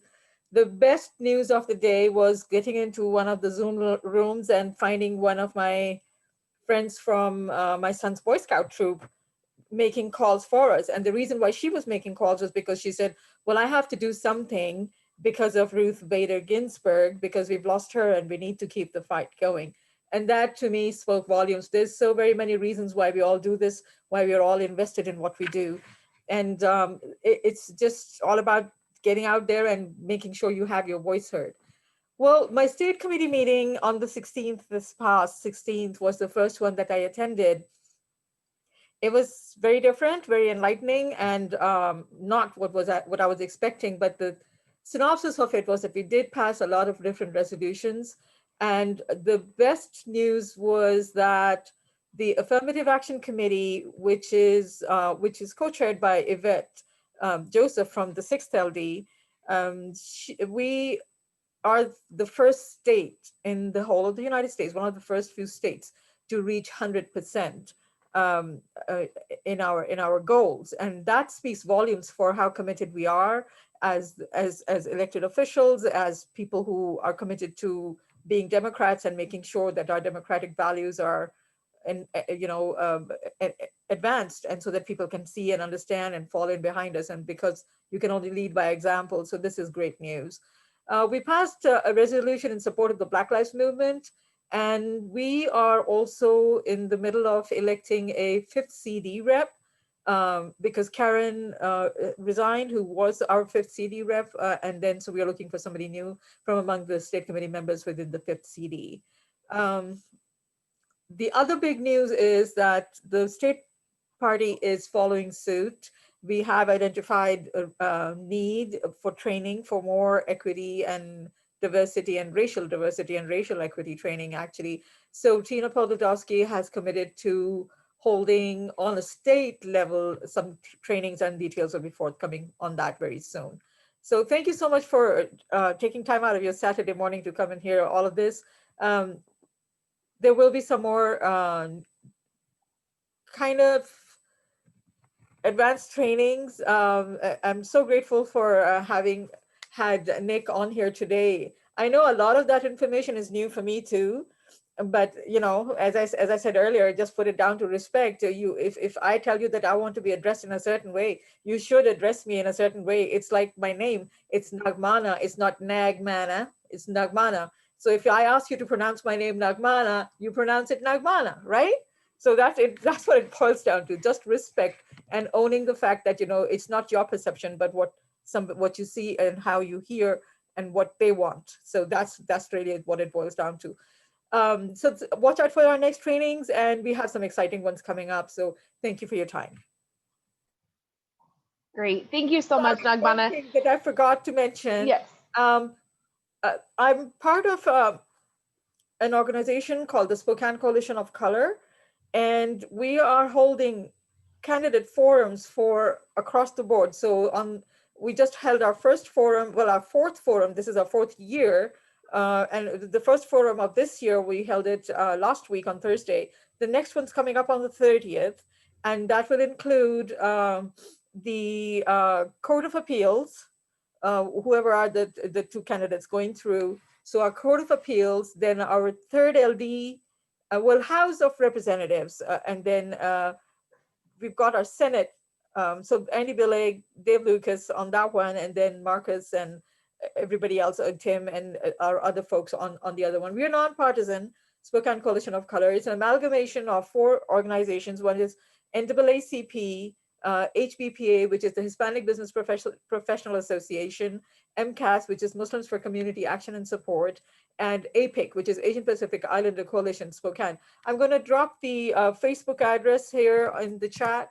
please go ahead there and find the forum and sign up for it. And it's mainly geared to people of color and minority and impacted communities and indigenous communities, so that it's a forum for people to come on and talk about how they feel about or talk about issues concerning immigrants and refugees and people of color. That's right. Stacy Stab is also running. So yeah, we need to talk about this. So I look forward to seeing you all there. Thank you, Nicole. Thank you very much for that, Nagmana. Not Nagmana. So I know that I have you guys over time. Thank you so much for staying longer. Before I make a motion to adjourn, is there any critical information for the good of the order? Okay. Thank you again so much all for your time. And at this point, I would happily accept a motion to adjourn. Oh, wait, sorry. I didn't unmute. I put the link for the new Facebook group in the chat, and we can send it out in email if you want to, Nicole. Fantastic. Sorry, I couldn't raise my hand because you made me a co-host, or somebody did. Oh, I didn't realize. Great. No, thank you. No, that's fantastic. And for everyone, I will ensure that in the follow-up to this meeting that we will have copies of the treasurer report and the minutes as well from the previous meeting, the special election, as well as this meeting, and then any supplemental documents that have been discussed, including Nick's presentation. So Nagmana Shirazi is reminding us that the next candidate forum is on the 30th. And if there's any other good of the order comments related on a similar note, please send it to secretary@SpokaneDemocrats.org, and we'll make sure to get that added to the reflective packet after this meeting. Thank you again. And at this point, if there is no further commentary, I will accept a motion to adjourn.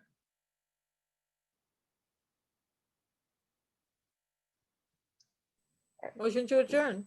Second. Been moved by Nagmana, seconded by Joanne. All in favor of adjournment? Aye. Aye. Aye. Aye. Thank you, Nicole. Thank you. Any opposition or abstention? All right, at 12:56, we are hereby adjourned. Thank you again for your time, and I will be reaching out shortly with follow-up from this meeting and information about our next. So thank you again, and go Democrats.